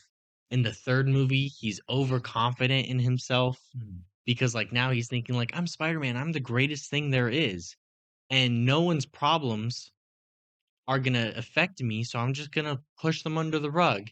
And And then, then like when something does go wrong, he wants to avoid it so right. bad that like Like, when he Mary Jane was going through all that shit, he didn't give a fuck. well, Like, it's not so much that he didn't give a fuck, it was more so that he didn't want like negative, like after so much negativity in his life, he didn't want any right, more because he negativity. feels like he has So the he tried to like resolve it as fast as and he possible. feels like he has the ability to do so, but he doesn't. Which is oddly relatable, and I'm gonna become a little real here for a second for the sake of the podcast and the conversation. Yeah. But it is relatable in the sense that, like, I remember, you know, my last long-term relationship, and when, things would be going really well, something's going wrong, and I couldn't figure out why. Right. I would try to resolve it as fast as possible, and it just made things worse. Yeah, but, like, But what I was getting at is like thinking of like Peter and learning all these lessons and then seeing what he could have been like in the fourth Spider-Man movie. Right.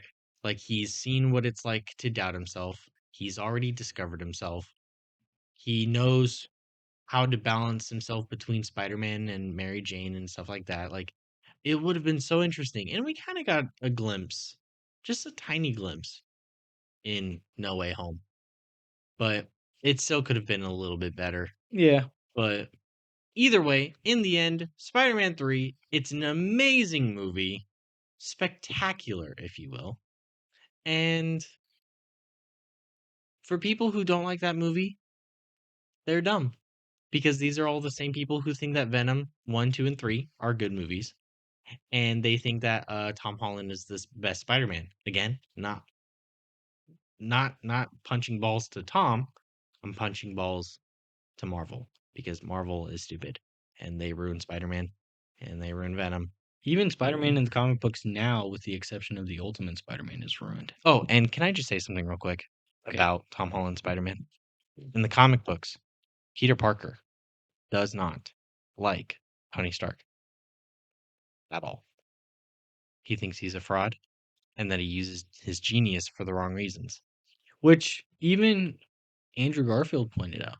Yeah. Andrew Garfield, like before Tom Holland was in the picture, and people were asking Andrew Garfield about if he would join the Avengers, he'd be like, I don't know, because I don't think Spider-Man would like Tony Stark very much. Which would have been such a great story. That would be really interesting. Yeah, it would. Like, you know, sure, in the first Avengers movie, there was a lot of people, Captain America, who could not get on board with Tony, but I feel like after so many people, including the audience and some of the characters, do grow onto Tony, and then Spider-Man be brought into the picture, and he shows why Tony is like such a like the bad parts of Tony like to light in such an emotionally impactful way that like would bring back the negative qualities of Tony from like the first two movies would be really interesting. Yeah. And like Tony, it would bring Tony back into the limelight in a different way that like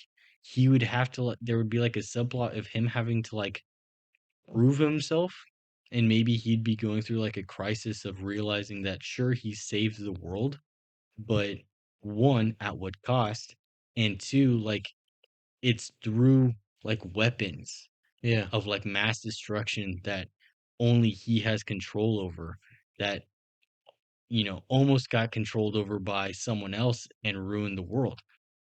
Sorry, that's just a weird tangent, No, but I know, but just like I just wanted to throw that out there like a more comic book accurate version of Spider-Man could have shifted the gears of Marvel in a very different direction. in so many ways. Yeah.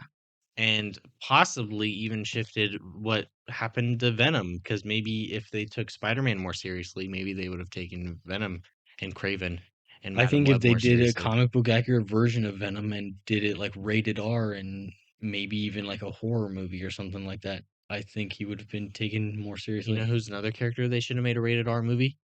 And it probably would have been a slightly better movie? What? Morbius. A lot of that's just writing though. No, it is, for sure. Yeah. But because they would have had less limits Hmm. with writing, with it being rated R, and the fact that he's a vampire. How do you fucking make a PG-13 movie off of a vampire? I guess you could watch the Twilight movies and you could tell me then. Don't watch it. Don't watch don't read the books. Whoever Uh, thinks that ending for the whole series is a sweet ending, they're pedophiles. oh, yeah. God. But anyways, that was my last movie. That was your last movie. Yeah, I have a few more. stand on that hill. Okay. Should I just finish my list? Well, I want to hear what these movies are. Okay. So the next one is the movie and the sequel one. Okay. I think these two movies are ridiculously overrated, and I've made a video about it before. Bumblebee Oh my god. and Transformers: Rise of the Beasts. Sure, the last two Michael Bay movies and I could back up some arguments on the third Michael Bay movie. How dare you? I just hear me out. I understand that. I can, you know, with with a level head and without bias, I can understand the arguments to those movies. But for people to say that Bumblebee is the best Transformers movie, Vomit. and then to say that Rise of the Beast is a great follow-up to that More vomit. makes me frustrated Oh yeah. because Bumblebee, it just has like the Disney treatment that I don't like. Like you know, similar to kind of how a part of me wishes they did it with Power Rangers. A part of me just wishes that they would lean into gritty Transformers. Yeah.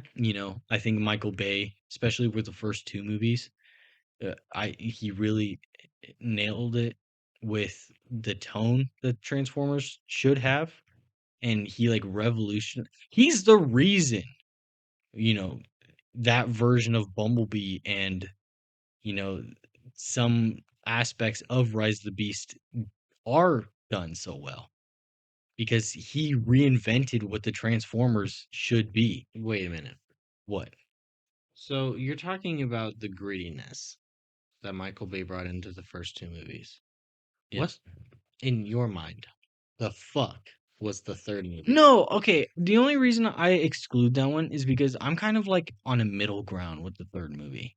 Well, first off, you're talking to someone who thinks that's the best I Transformers know movie. that, but that's kind of Well, why I was I, dodging it. I understand why the second one could be considered the best. I completely support that statement, but my personal favorite is the third one. See, that's where I have a different argument. I know in my heart, and I know on paper, and I know logistically, and I know statistically, the first Transformers movie is the best one. It just is, like A lot of factually. people like the second one the most. That's not true, actually. What? What I was about to say, the second movie is actually one of the most hated aside from the Mark Wahlberg Who ones, the but that's my personal favorite. I love the way that Megatron looks. I love the Fallen or Megatronus Prime. I I understand that the ending is rushed but I understand that it was written during another strike and that they had to do a lot of rewrites at the end of the thing because there's a kids book version of it that tells the original ending. The video game tells a different ending, so on and so forth. I understand all of that, but that's just my personal favorite. But I know again on paper and I just know factually the first movie is the best one. first movie is great, and the But second back to movie is fucking Bumblebee awesome. and Rise of the Beast. Rise of the Beast just is wrong. It's they don't there's a lot that they get wrong. Like they had an opportunity to do a more traditional Transformers with like hints of the Michael Bay stuff and they wasted it. Yeah, Optimus Prime was like a dick throughout the whole movie, and he was not like this symbol of leadership that he was supposed to be, which just frustrated me. And there wasn't anything in the writing to imply that like he had good reason. They just made him like a grumpy old bitch throughout the whole movie. yeah, And I just didn't like it. I preferred, strangely enough, how what Michael Bay was trying to do in what was that? Not The Last Night. the What was fourth one. the fifth one? That's the last Was night. that The Last Night? Yeah, Oh yeah, because Age of Extinction was the one before that. yeah. So The Last Night when they tried to do Nemesis Prime, that's when I could understand like, oh, they were trying to take a darker route with Optimus. Well, duh. Or maybe even in Age of Extinction, there was a point when Optimus Prime was like, fuck humans. But that was after he had like followed a whole three movies prior where humans were ruining, they were making all the bad decisions. Yeah, And then Optimus Prime was just like tired of it. yeah, But this version of Optimus Prime didn't have any of that. So it was very unjustified that he was just a grumpy old, you know, bitch yeah. throughout the movie. and the bad guy wasn't interesting. It was I forgot what he was called. I don't know. Something along the lines of like Scavenger or something like that. Yeah. They tried to do a different version of Unicron, which strangely enough was eerily similar to the version of Galactus from the second Fantastic Four movie, because Galactus was like a big cloud, Yeah. whilst this version of Unicron was just a planet with a big hole in it. That's what he No, is. I know, but like you know how like you want to see Galactus as like full body, Yeah. you want to see Unicron full body. I think that was the plan, though. But it's not really implied that they're gonna follow up with it. It feels like a one-time deal because now they're gonna do G.I. Joe, which they're gonna ruin. Oh my god. Um, but I don't know. My issues are more with Bumblebee. I actually really liked the two Decepticons in that movie, but I always liked the Decepticons. Um, I just didn't like either of those movies. And I think I remember very vividly when you and I watched Rise of the Beast, like we were just cringing through the whole thing. Like Yeah. it was hard to get through. Yeah. Um, but yeah, those are those movies. I just think they're overrated. Um, Definitely. I kind of just I romanticize the time when the first, more specifically the first two, but even the third movie, I just kind of romanticize that time in life. I mean, even though the fourth and fifth one aren't ideal, I still enjoy them Okay. because they still have a lot of like Michael Bay flair. They have a lot of what I liked about the first three, like they have really sick transformations and That's the best part. yeah, which by the way completely fade away in the new era. I mean, there's kind of like a touch of it. The two Decepticons in the BumbleBee movie, they had something about them that was still very It reminiscent. was almost like all of the Decepticons were almost pulled transforming wise. Yeah. They were very much pulled from like the Michael Bay era. Yeah, but no one else. Not Like like what was that his name? Thunderstrike? something like that. The Starscream brother? Yeah. He he looked very traditional, but the way he transformed felt very heavy Yeah. and clunky like the Michael Bay movies. And but like the new Optimus Prime, when he transformed, it was like quick, uneventful.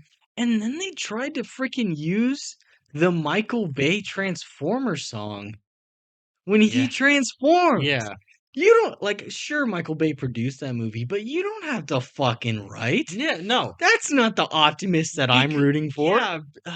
Oh, and by the way, we're also talking about movies that were made how long ago, and the CGI is way better than movies now. By far. Because there's so many times watching the first, second, you know what? I'm gonna I'll say it. All the way up until the fifth movie, All of the Michael Bay movies. there are so many times when I'm like, that looks like it could be real. It's insane how good they look. The perfect example, the fight scene between Optimus, Starscream, and Megatron in the second movie Oh, in the forest yeah. looks real. Yeah. I will stand on that hill. I think you could have easily put like a filter of like a dated camera over that and like posted it on the internet and people would have thought that was real. It looks fucking real. Yeah. But then there's movies now like the fucking like But Thor: Love and Thunder no, that look like garbage. the guy, whatever the fuck his name was in Rise of the Beast, when he like Mirage put the armor on him, it just looked like the same shit from like Infinity War, where it's like a floating head. Yeah, It's like it doesn't look good. Stop that stuff. Like, and if you're gonna do it, make a practical suit. yeah. Like, I don't know. It's just, it's. I think they're just overrated. Speaking of Mirage, Okay. total downgrade from the Michael Bay Mirage. I I could understand where they were going, because like on top of all the more traditional Transformers, like G1 Transformers, that's what Mirage was like back in the day. But that stylistically, they gave him more of like the jazz persona, Yeah. which but no, I do like that's one thing I do like about the Michael Bay movies is because some of them not so much, but there were a few gems like Mirage where he just went balls deep in like originality, and it was almost like he designed Mirage purely off of the Ferrari Yeah. because like he was Italian and he like he was like quick and like super agile, almost like Right. a ninja, and like he just the same way you would describe a Ferrari, you could describe Mirage in that movie. Right. I think in the movie itself, they refer to him as something different, and I think it's also in the game they call him something different, but like on text he's Mirage, Right. but they call him something different. But he's still cool. Yeah, but the one character they changed in the Michael Bay movies that I hate to this day is Wheeljack. But Well, to be fair, Wheeljack wasn't the greatest in Transformers 3. that's what I'm talking about. Oh, I thought you were talking about No, I the said that Michael Bay did. Oh, oh, okay. Yeah, but No, but Rise of the Beast one sucked too. yeah. The only time they got him right was Bumblebee. Well, that's when they got a lot of characters right. Well, yeah. But it was But like, how the fuck did Wheeljack go from that like comic book accurate badass well, a on different Cyber? guy directed it, Okay, but how did he go from that to the sequel movie? where he was like dorky and clunky He's and literally like a teenage version of the old version of like in the third Michael Bay movie. yeah, I don't know. I don't know what was I could okay, there again, it's from a Transformers movie that I don't care for. They also changed Hot Rod. Yeah, They could have th- easily just that's unfortunate. maybe they were trying to aim to make Hot Rod like a different version of Bumblebee. Like they wanted to give him a similar charm because his face kind of had like that Bumblebee thing going on. Kinda. But And they worked together, right, in World War II, I didn't they? think I think so. I think he was one of the World War II. That brings up another point that I'm gonna bring up in a Oh second. yeah, the origin to Bumblebee was way Right. cooler in the Michael Way Bay. fucking cooler. That I would have definitely because I didn't see Bumblebee in theaters. Yeah, me I didn't neither. see we didn't see Rise of the Beasts in theaters either. But regardless if it was a movie or a show like they were originally talking about before Bumblebee, I would have definitely paid for the World War II Bumblebee. That would have been sick. Yeah, that would be But cool. no, that's not what we got, of course. And it would still just be a great it doesn't matter who directed or wrote it, like that version of Bumblebee would just be more consistent and he wouldn't be so like childlike and Yeah. played by Dylan O'Brien and I don't know. It's Yeah, sorry, but I know we've talked about that one before. I mean, I've even talked about those two movies before. Um, that's a good video. You guys should go check that out on Aaron's channel. thank you. Um, speaking of Michael Bay, another movie he didn't make. Um, the Teenage Mutant Ninja Turtles. There's two movies that he Mhm. produced. He didn't direct either of them, Right. but the first one, I really enjoyed the first one. I did too. I'm a huge Ninja Turtles fan, We both are. and I I like I get it. I get why people don't like it. Some of it I don't agree with. I like the way that they looked. Some people were like, "Oh, they just look like four Hulks." I don't necessarily agree. Like these are mutants. Yeah. These sure, maybe there's a world where they could have been simplified a little bit and it would have made them it could have brought the charm of the movie up a little bit. But it's a Michael Bay produced movie. Yeah. It's gritty. It's supposed to be like outlandish and like off the fucking wall. And that's what they did. Right. And I was on board for it. I know they changed the voice actor, but something. Maybe this is like a hot take. Something about Johnny Knoxville's voice as Leonardo kind of just rubbed me the right way. Yeah. And like, because I didn't even know it was Johnny Knoxville and it didn't bother me. I didn't find out it was Johnny Knoxville till way later. And I was like, he did great. Yeah. Michelangelo was funny. Well, see, that's the thing is like w- there was nothing wrong with them as individual versions of like who they're portraying. Like Leonardo was a great leader. He was doing his best to impress their father. Donatello was like the dorky nerd. Right. And a complete badass. And some people complain that he had too much tech on him, but like, It's like, but what do you think he's been doing his whole life? right, like He's been like collecting garbage and turning like it into cool stuff. and trying to like prove that like technology is better than being a ninja or something like that. Like it kind of just works. Yeah. Raphael is this big brooding asshole. Yeah. And instead of doing like what they used to do with Raphael back in the day, because that's another thing, this movie kind of revolutionized too. Because for the longest time, Raphael was always like the very stout, wide, and sometimes short, like Michelangelo, Mm-hmm. Ninja Turtle. But this one, they were like, no, he's the brawling one. Make him the big one. Well, there So, was another TMNT one where he was the biggest. which one? The 2008 animated one. He's the tallest and No, biggest out he's of. not. Yeah, he is. Leonardo is. No, he's not. You're talking about the one when Nolan North played Raphael. Hell yeah, dude. He's not the tallest one. Raphael or Leonardo is the tallest one. That's up for He's debate, but he might be a little shorter than Leonardo, but he's shorter and he's more stout. by the way, that was a great fucking movie. It is a great movie, but we're talking about this movie. I know. Um uh but no, they made him ginormous and Yeah, I thought it was awesome. Um and it kind of works with and his I ego I too. do feel bad for the guys who played the Ninja Turtles Yeah, and Alan Richardson and whatnot, and I feel bad that it put a bad taste in his mouth for the Ninja Turtles and stuff. yeah. But it's such a fun time. Mm-hmm.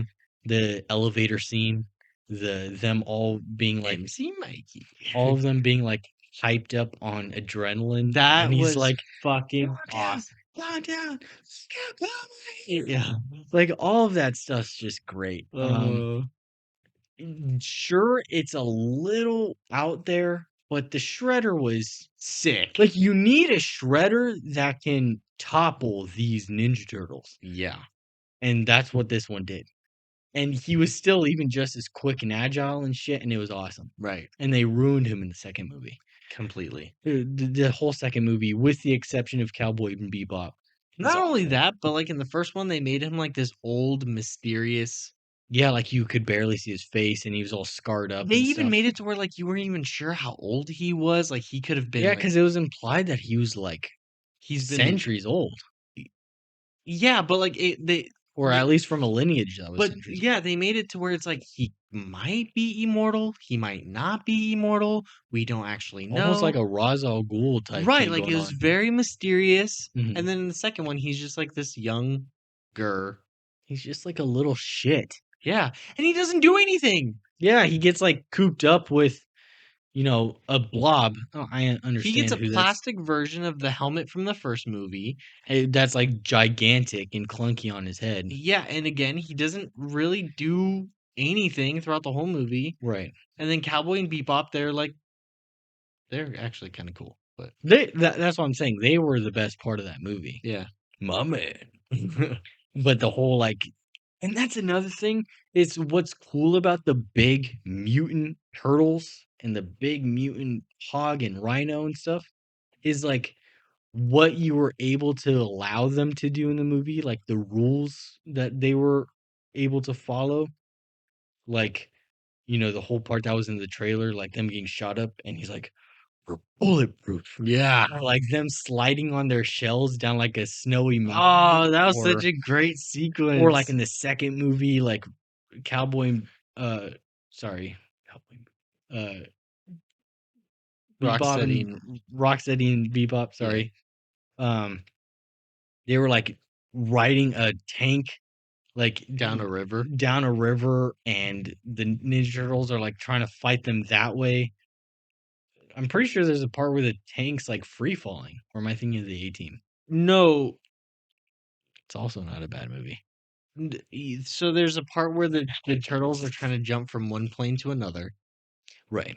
which was awesome. Yeah, that was a fun little comedic part for And a then after while. that, I can't remember if the tank was involved in the free falling, Well, but that's what leads to it. they free fall from a plane to a forest. But like the fact that it's like a giant rhino and a hog against four turtles, and then like the there's a tank involved. Yeah. It's like it doesn't get more Ninja Turtle than that. You Right. know? I kind of just wish there was a Street Shark movie at this point.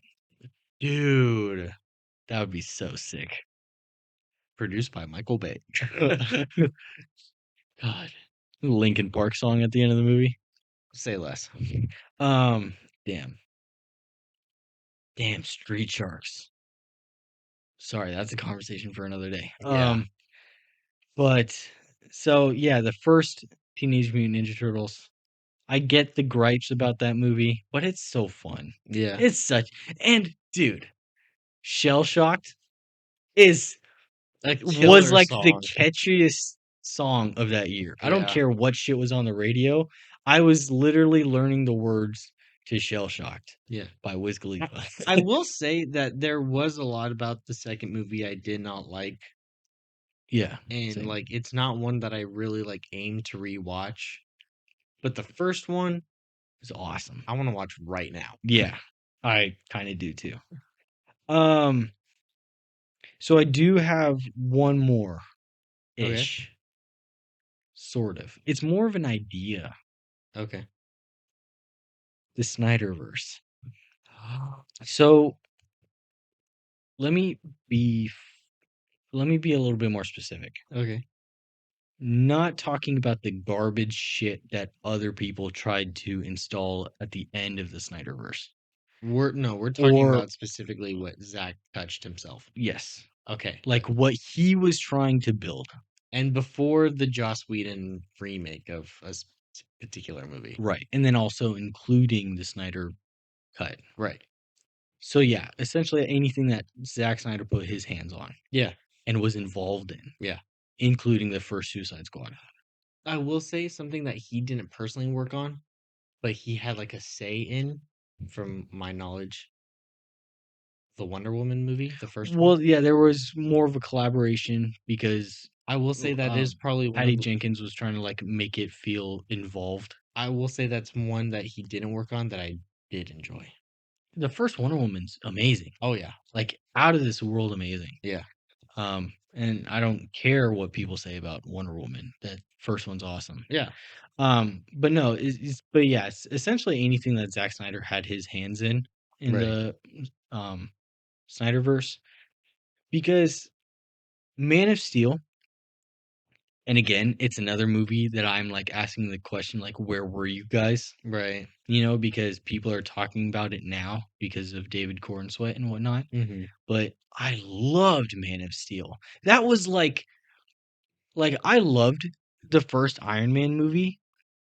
I, Yeah. I was I was never really on board for the Nolan trilogy, with the exception of the with Heath Ledger, made such a great impact. But in general, I didn't care for the Nolan movies that much. Right. No one really cares about the Brandon Roth Superman Returns. I have my personal opinions about that one only because I rewatched it recently, and it's not necessarily. I personally don't think it's like a bad movie, But but Henry Cavill, yes, Man of Steel, yes, that movie, yes, I don't give a fuck what people say, yes. is like an 11 out of 10. 12. It's beautiful. It's written masterfully.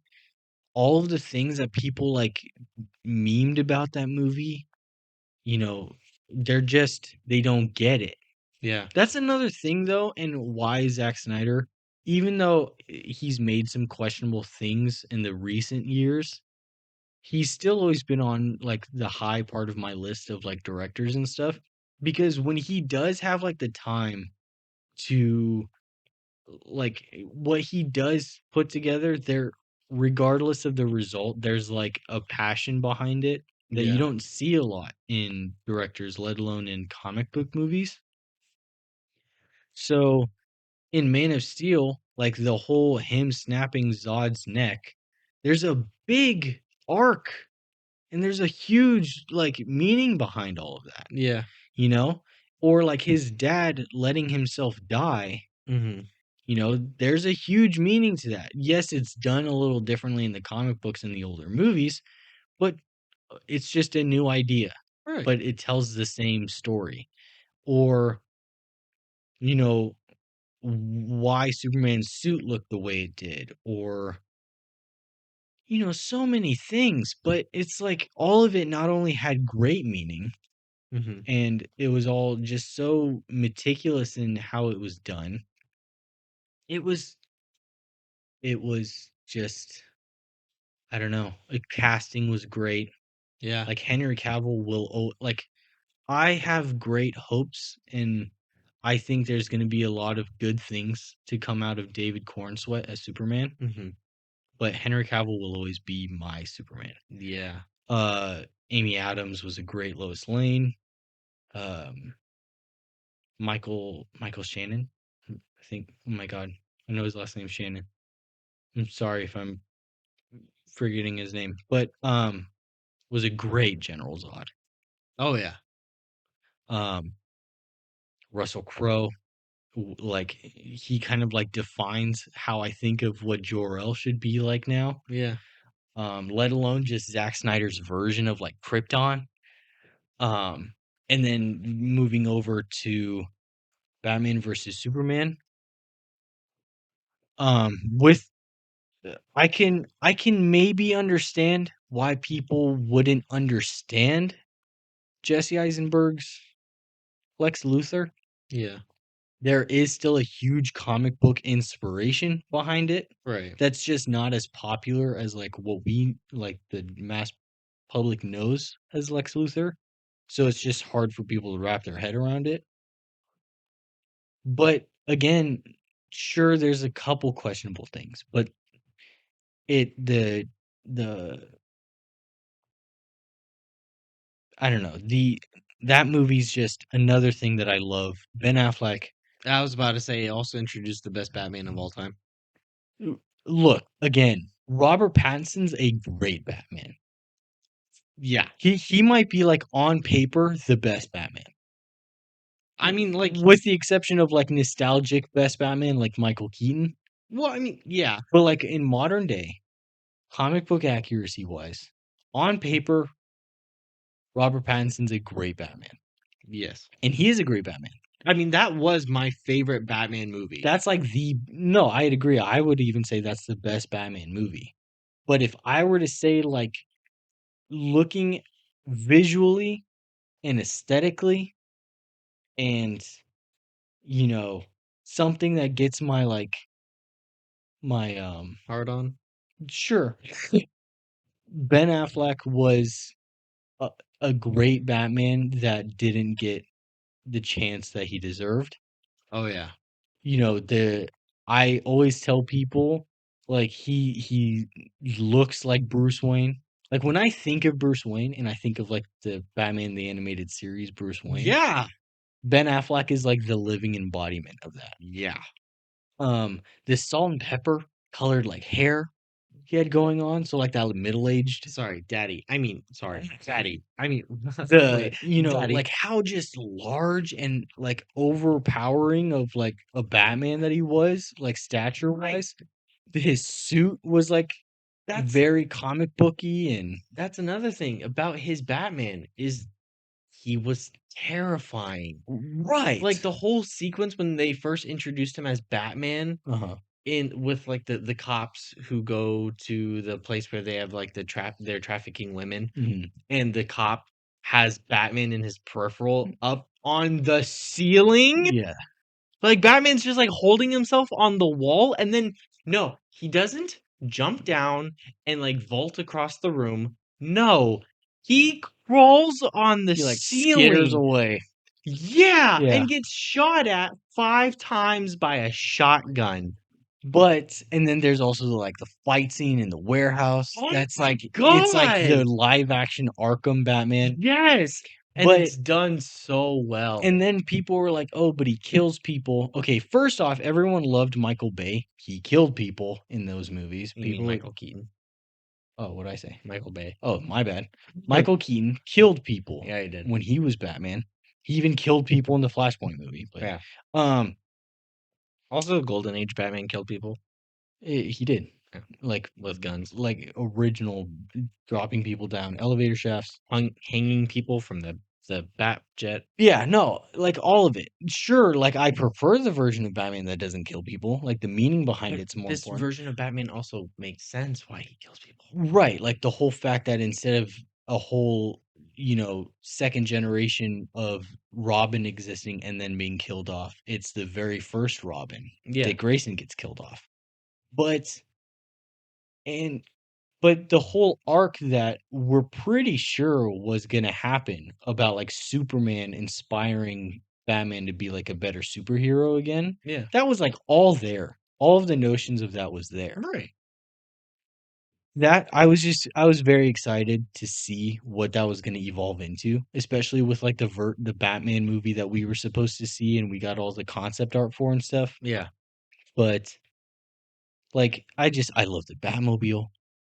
I love the way his gadgets looked. I even like things just as simple as, like, how things sounded. yeah, Like, I loved, like, how his grappling hook looked like a badass revolver with, like, a yeah. wooden handle. That's sick. I love how, like, if you watch the behind the scenes, like, even the costume designers had, like, a 3D model of, like, how his cowl works Yeah. and, like, where the speakers go and where the armor is, and, Mhm. like, all of that's just so cool. Right. Like, it almost feels like the most fleshed out Batman. Like, that's ho what Batman's like, and he's existed for so long. 20 he says, like, 20 plus years. Yeah, and it's just sure, like, there's a lot of detail that exists in the new Batman, and I'm sure we'll see more of later, Right. but it's just how thought out, you know, it's almost just like how the Justice League movies are, but, Right. like, a Batman, it's like something that existed and was on paper for so long Yeah. that just never saw the light of day. Can I also state something else about that movie that I really, really enjoyed I think I know what you're gonna talk about. and a lot of people fucking hated? Doomsday. Doomsday. Okay, aside from the fact that this version of Doomsday did not come from a different planet and was created by, like, some weird scientists, but Yeah, first off, the version of this Doomsday makes sense, like, just his whole right, background and like, it everything, exists in the world and and whatnot. what he, like, represented, like, a pure force of chaos and everything that Superman was not, and he was, like, unstoppable, Right. and he grew, and he got more powerful and more overwhelming. It was And he was, like, regenerating from the things that were thrown at him and stuff. right, Yeah, because, like, in the comic books, like, what some people might not know is whenever Doomsday dies, he comes back to life being immune to the thing that killed him previously. which is awesome. Right, and in this version of the movie, every single time they thought they killed him, He'd come he back. came back and he would, like, evolve, like, Pokemon style. Yeah, With by the way, it was followed by an explosion that was almost nuclear yeah. level, which made him even more intimidating. He literally became nuclear when he came back. Right, Yeah. and then, like, if he lost a limb, it just kinda grew back like shards of, like, It turned stone. into a weapon, Right, so it couldn't be, like, cut off again. Yeah. right, and, The oh, and guess what? Just like in the comic books, it was sharp enough to stab Superman. spoiler alert. Well, I mean, in the comic books, they break each other's neck, Right, but, like, they stab each other. no, but, like, they've stated in the comic books that Doomsday's, like, his his knuckles were so sharp they could cut Superman's skin, Right. just like in this movie. Right. And but like similar, instead of breaking each other's necks, they stab each other. Right. Or and then there were some people that were like, "Oh, Wonder Woman could have been the one to go stab him." Sure, but it wouldn't get the point across. Um like Also, she tried. they were talking about like how Batman kind of just like runs around. He's a fucking human. What else do you like It's expect it's him to do? more of just like Batman, like He's sure, like the movie was written in a way that like, he's a main character so he has to be there, but it was more, I would argue it's more like an accident. Like Batman wasn't supposed to be there and then he got caught like in the middle of the whole thing with Doomsday, and and he then gave like him ranged support. right, and like him knowing his role in all of it, Right. he can at least maybe distract Doomsday or Yeah. do something so that like he can slow him down for Wonder Woman or Superman to get involved. Right. Like he's just playing the part that he knows how to play. And I don't know. And then obviously, and we've talked about this on our personal time before, but on the tangent of Doomsday, it made the best entrance of a comic book character in fucking existence. Yeah. Wonder Woman like coming down to stop the laser. I I I And tell it to introducing her like theme song I and tell it to everyone and I'll say it again. That was one of the two experiences in the movie theater that I'll never forget. yeah. Is like just sitting there, you think Batman's gonna get like shot at, and then Wonder Woman comes down and you hear Yeah. "Ba-ba-na-na-na-na-na-na," and then the crowd went wild. Yeah. And it was like, it's Wonder Woman. Fuck yeah. It's Like, so that's sick. what we've wanted this whole time. Right. And I'm so glad they did because I feel like he maybe if like Wonder Woman wasn't utilized, there would be some point in the future where like someone could figure it out. But I think at the very least, Gal Gadot's and Zack Snyder's version of and Patty Jenkins' version of Wonder Woman at least set a standard. Yeah. Being like, try to top this. Also, I this is a personal opinion Mhm. and some people might disagree with me. But when it comes to not only like a combination of good story writing, CGI, and certain things, I don't think we'll ever get battles like that anymore. I Because like don't think so. I distinctly remember the scene of Superman coming down and then he like pushes Doomsday into a nuclear power plant Mhm. and that scene of Superman, he doesn't move, he kind of just floats there as like the whole plant explodes. Right. And something about that felt There's like so it's like anime. no, I know what you're talking about. It's like Zack Snyder almost he's like the closest one to get to like an anime fight. Right, but like I don't think we'll ever get battles like that ever again. Like That's Zack Snyder looked at like the fight of like Hulk in Age of Ultron and he's like, "How do I make that better?" yeah. And then he made Well, I mean, there was a lot of that he had already done in Man of Steel that was very close to that. well, no, right, but I'm just saying like he would take like these really cool like superhero fights and he's like, "How do I do that better?" And then he did it better, Mhm. but I don't think anyone It's kind of like to, you know, um to help that argument. Um Zack Snyder was like one of the very few directors to show like what a given superhero can actually do. Yeah. Because like the next thing that comes to mind is what just came out recently in Secret Level, the Warhammer episode, Oh my when it god. shows like Titus like running through a vehicle Yeah, and it just like evaporates. Like right. that's what a space marine could do. Yeah. It's like Zack Snyder was like, this is a man that's like stronger, like as strong as a god. What can he do? Yeah, And they showed it. right. Like in Man of Steel, when him and another man that was just as strong, what happens if they like clash fists? And the It's like an entire building anime. exploded. Yeah, it's like Yeah, an anime, like windows around them shadow, and there's like a sonic boom that yeah. comes from it. Like that's It's and sick. every single time they hit each other and like their arms would like clash, you'd see a wave just That's go what I'm throughout saying. the Like entire that city. sonic boom. Right, It's just like boom, boom, boom. It was yeah, sick. it was almost like they were like breaking the laws of physics, like right Right. there. Like that's how all superhero, at least depending on like the tier of superhero, like Right. that's how it should always be. I think the closest Marvel got to that at all was when they introduced, or when Captain Marvel had like a small moment in Endgame when she like came down from the sky, and That was pretty badass. Did you? that's like the Sorry. closest they got Speaking to of it that though. scene, have you ever seen the meme The of Master Chief. they're like Master Chief in the books, and it shows that Yeah. scene of Captain Marvel, but they replace her with Master Chief. Yeah, from Halo 2. Yeah. Yeah. That's awesome. Um, but my God, But and then there's the and then to wrap up that topic, there's the Snyder cut. right?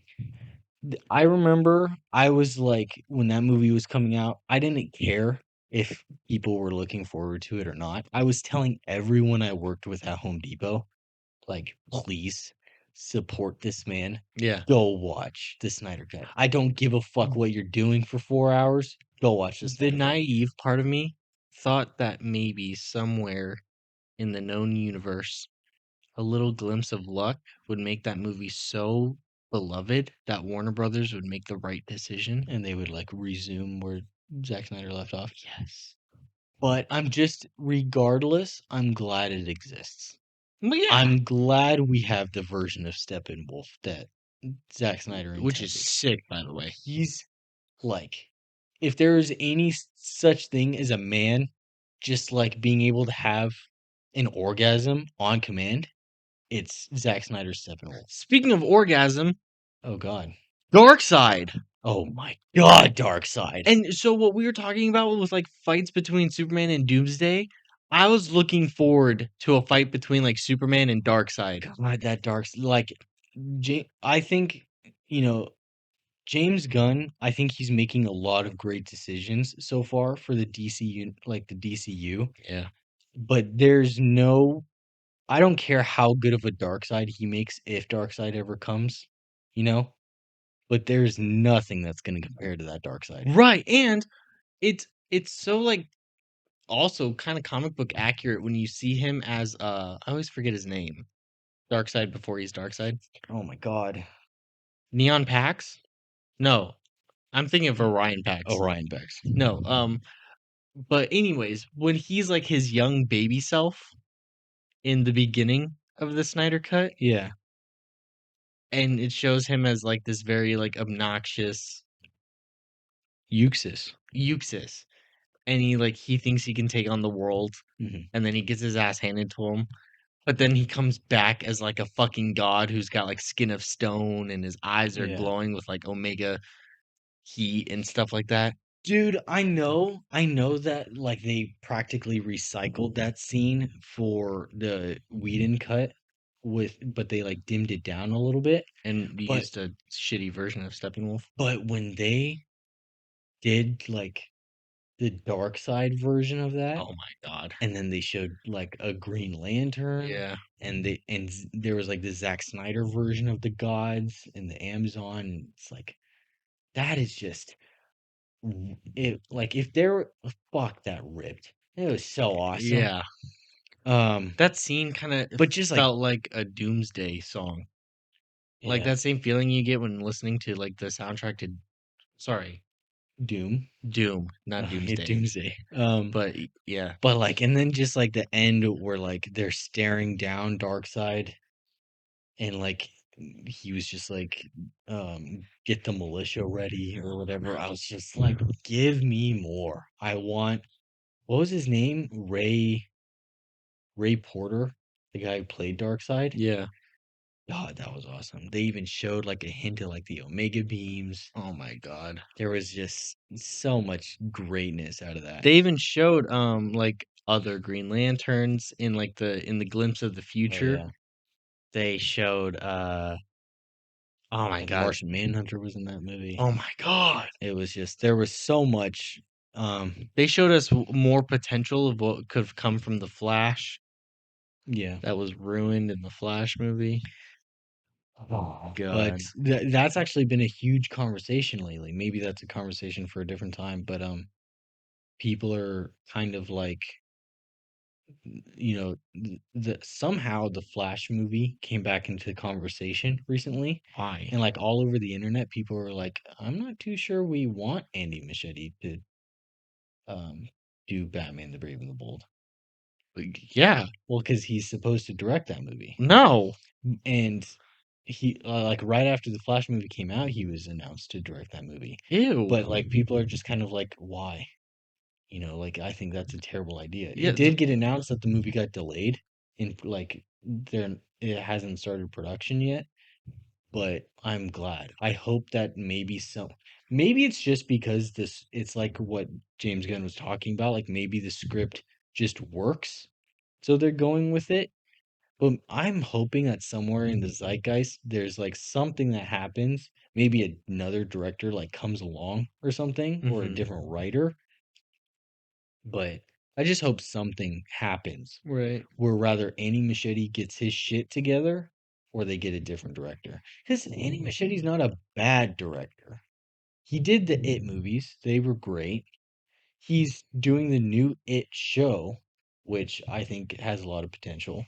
Yeah, but just when it comes to superhero movies, Yeah, it was just a huge flop with the yeah. Flash. And his argument, oh, that's why. That's why the Flash conversation came up is because he posted something or there was like an interview where he said the Flash movie didn't do good because no one cares about the Flash. I'm And sorry. he and that's obviously not true. But no, the reason that movie didn't do good is because you fucked up. He's only one of the most important DC characters of all time, but Yeah. But I think that movie didn't do good because on top of the bad decisions you made, unfortunately, Ezra Miller made a lot of bad decisions too. yeah. But regardless, I really like the girl who played um Sasha Cal whatever her name is. I think she did a great Supergirl. But For what she was given, yeah. yeah, for like that little time in the spotlight, especially coming from soap operas. Yeah, and she had potential to be a really cool Kara Zor-El. And I mean, yeah, and she definitely seemed like she could be related to like the Henry Cavill Superman, sort of. If someone in the Maybe a little bit more distant yeah. related, but I don't know. I thought there was something interesting there. That it's unfortunate that there's not going to be more of it, but I think that the new version of Supergirl is a little bit more promising, Mm, especially with the story that they're going with. yeah. Um, and allegedly, there's been talks about her more than likely going to make an appearance in the Superman movie. Um, Which is a fair assumption. also saying that Crypto's in it, and Crypto's a part of Woman of Tomorrow. Right. Um, oh, and then there's Lobo. I feel like this DC conversation is something we could save for a different day. Yeah. But that was the last thing. Was kind of like the Snyderverse in general. I honestly, I've been thinking about like a bunch of movies that I want to rewatch just Yeah. for the sake of rewatching them. And one, for those of you who might not know this, every year, and I mean every year, I make time to have a Spider-Man marathon. Um, excluding two movies. Um,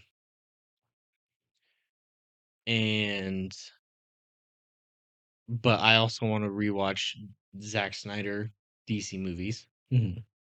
Um, now I want to watch TMNT. Oh my gosh. I don't want this video to get copyright. Nah.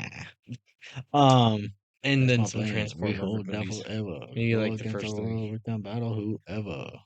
There's no way we're gonna fail. I got your back just Just like like a a turtle turtle shell. shell. Um, God damn, that's a good song. Anyway, um, but yeah, that was our list of movies that we just had different opinions about. Yeah. And some of them people are more on board with us, but back in the day when those movies originally came out, we had the same opinions that we do now that we had then, Yeah. and that those other people didn't have those opinions, so that's why they still count. Right. Especially Power Rangers. Fuck, that pisses me off. Um, Power Rangers deserve so much more in this world, especially because the comic books right now are so badass. They're so sick. Maybe that's what it is. Maybe it's like the whole like it's purely just no, that's what it is. Um, I'm not gonna get into it right now, but it's just like Konami with Metal Gear. It's a Yeah. f- it's a company that doesn't know what to do with this amazing franchise. Hasbro or Disney Hasbro doesn't know what to do with Power Rangers. Yeah. I can do Power Rangers. I could right now. Give me the money. I'll do a Power Rangers movie. Hell yeah. Metal Gear. Konami, you don't know what to do with Metal Gear? There's like a billion people who do. Yeah. I'm one of them. I'll do Metal Gear. Yeah. I'll direct a new Metal Gear game. Watch me. Do it. Anyway, I don't know anything about making games. Um, but neither did funny fact though, Hideo Kojima, what like he was mainly creative. He did have a background in gaming development, but there's a huge thing about him not knowing like programming stuff. Yeah. So it was easier for him to come up with like crazy ideas, and the programmers, as long as they were on board with it, they had to figure it out, Wow. which explains why there's a lot of crazy shit in Metal Gear. But Right. anyway, any last thoughts? Um, I think we had a good list. I think we did. Um, I had I really just had to like throw out my hate for the Thor movies, or just one of them at least. And some well needed appreciation for I Am Legend, I think. Yeah, because especially the fact that I didn't know people didn't like that movie as much as It's people. just one of those movies that like when it comes up, people usually have more bad to say than they do good. Yeah. It's also hard to say too because there's also a lot of shows that I have different opinions about. One of them, especially being a Marvel show, Yeah. um, not Moon Knight. Um, and yeah, I don't know. I mean, I'm sure there's other movies too that we've talked about like on the side. And I was really hoping I could remember them for this one, Hmm. but I can't. But Spider-Man, I also really wanted to show my love for Spider-Man 3 because I don't give a flying rat's ass what anyone has to say about that movie. They're wrong. So, yeah. Well, um, any And ideas for next episode? I do have one. What? Um, well, I was thinking because, well, first off, you brought up Dracula. Yeah. You brought up Dracula. I did. Yeah. Oh, yeah, I did. Yeah. Oh, yeah, because I was talking about sequels or movies that deserved a sequel. Um,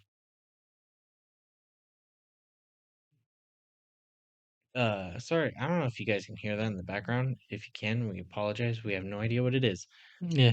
But but yeah, so we were talking about vampires briefly, but oh, and I Am Legend, talking about vampires. Mhm. But it's kind of fresh right now. But Sort no, of. Nosferatu just came out not too long ago, Almost a month ago now. almost a month ago. But it's it's depending on the audience, it's still kind of a big deal. Big deal So, to me. oh, definitely a big deal to you. Mm. So I think we should maybe talk about vampire stuff in the next episode, That would be cool. and we should talk about I our. think it's a little on topic because that came out. The Blood of the Dawn Walker was Oh, announced. true, yeah, and we talked about that I feel last like episode. vampires are kind of in conversation right now. Yeah, Why not? and because there's always like the controversial opinion about like glittery vampires and vampires to actually take seriously. Oh, and the new Blade video game is coming out at some point. Eh, Well, it was announced. yeah, but we haven't heard much about it. No, but But it's it's still in development. yeah. So yeah, maybe we'll talk about that, and we'll talk about because we both Vampires. watched Nosferatu recently, and I think God, it was so good. we should definitely talk about that. So I yeah. think you should watch it. The original one. Oh yeah. You talked about that last episode, but Yeah, you need to watch it. I don't want to watch the 78 one, but I want to watch the Yeah, well, yeah. but I do want to That the original one's what matters. yeah, I want to watch that one, but we should talk about the new one and then we can talk about other vampire stuff. But like stuff worth talking about, not glittering vampires Yeah, and cool stuff. pedophilic werewolves. Yeah, cool stuff. Yeah, Cool stuff. yeah, Um, cool. Vampires. vampires. Vampires are cool. Um, but like the scary kind of. So yeah. I think that does it for this episode. Yeah, Episode 2 is done. the episode is done. The beginning to hopefully a very long journey. Hopefully. Hopefully. Yeah. Uh, yeah. Oh, I do want to say real quick, we were able to get our podcast on Spotify as well. Yes. So if you guys rather, depending on your preferences or your capabilities, if you need to listen to us on Spotify, we're on Spotify. Yeah. I wouldn't be surprised if maybe it's a little tricky to find us, but we'll link it just in case. And we did have a conversation about um video for our podcast. That is we tried it in the last one, but I think because it's podcast, it's more important to get this part down. Yeah, and when we figure out a better system for the visuals, Mhm. then we'll start posting that. But as of right now, just expect the podcast as an audio exclusive thing for now. And And if you want to see our pretty faces, we each have our own YouTube channels that right, we reference all the time. We have please subscribe. we have Instagrams that we'll definitely link to. Um, don't worry, we're not going to ask you for money No, yet. not yet. Um, but we have quite a bit of content for the short period of time we've been on YouTube, just in other avenues. And we have plans for stuff coming out not only for both of our individual channels, but for this podcast. Yeah, I'm just having as much as I keep promising new content on my channel, I keep running into technical difficulties like after every video that I do. Yeah, same. So rather until I finish building my PC, which will probably be still a couple months or so from now, Yeah. because I'm broke, and the PC I'm building is rather expensive. Um, until that happens, or I can find a way to make CapCut my primary way of editing, it's just going to be a little bit of, um, I don't know. It'll be fewer videos, but we'll see. But the Yeah. podcast will probably be the most consistent thing we do because it's the Yeah. easiest thing to do. I've been running into just some scheduling conflicts when it comes to recording for my channel Because we're adults. because we're adults and it's a pain in the ass to deal with responsibility and things that you actually enjoy doing. But also my work schedule, although it's not terrible, it's not great. But by the end of the day, I'm so tired. So Yeah. We also discussed what's probably going to happen, at least after an episode or two, is that Thursdays yes, will probably be the common release schedule. So for any of those people who are like, oh, well, like what day should I look forward to it? Or Thursdays. Thursdays. We're probably first thing in the morning, probably at like 6 a.m. Yeah. on Thursdays. For those of you who are able to listen to podcasts earlier in the day, that's for you, and then it'll obviously be available for people later Yeah. on. But Thursday just seems like because we can film on Thursdays and post on Thursdays. Yep. Or not film, but record. So Thursdays, just remember Thursdays. Thursday, Thursday, Thursday. This is like the longest outro in the world. But other than that, we talked about, oh God, movies that we had different opinions about. Yep. And we're gonna talk about vampires. More Vampires. specifically, Nosferatu Nosferatu. and Count Orlok. It is in your best interest to subscribe and rate us and listen to us on Spotify if you need to. Like, comment, and subscribe. I bite you now. I bite you. I do not say the blah blah blah. Yeah, so Nosferatu and vampires will be next week. I hope everyone enjoyed your time here. If you stuck around this long, we greatly appreciate it. A like goes a long way. Subscribing would obviously be a joy if you want to see what we do next and in the future. Um, like I said, leaving a comment or a review, rather here or on Spotify, or when we do get this on other platforms, those as well. Also, we want to hear your guys' opinions about movies that you liked or disliked that you think other people have a different opinion on. Yeah, like movies that you think rather don't get the love or are misunderstood, or maybe just movies that are overrated. Yeah. Um, Let us know. yeah, let us know. That would be great. We would love to. We respond to all of our comments on each of our channels and Well, ones that like require a response. Some people just like to say things or just to say things. interact. Yeah, because like I'm just saying, like with on my Crow video, on my Venom video, when people had things to say, I had things to say. I mean, I respond to my comments, but my videos never, ever, ever get comments. If you can remind me, there's another comment in the next episode I would like to bring up Hell yeah. that I thought was rather funny. It's not as funny as the one we brought up in the pilot episode, but it's funny. Pilot episode or episode 0? That's what I mean. Oh, Episode okay. 0. Like our test video that we Yeah. did. That's fucking hilarious. Yeah. This one's not as interesting as that one, but I think it's noteworthy enough to bring up in the next episode. Right. But like I said, I hope you enjoyed yourselves, and I hope that whatever you're doing for the rest of the day is great. Great. As Tony the Tiger said, that's great. You didn't say it like that, but Just like that. So yeah, we will see you guys in the next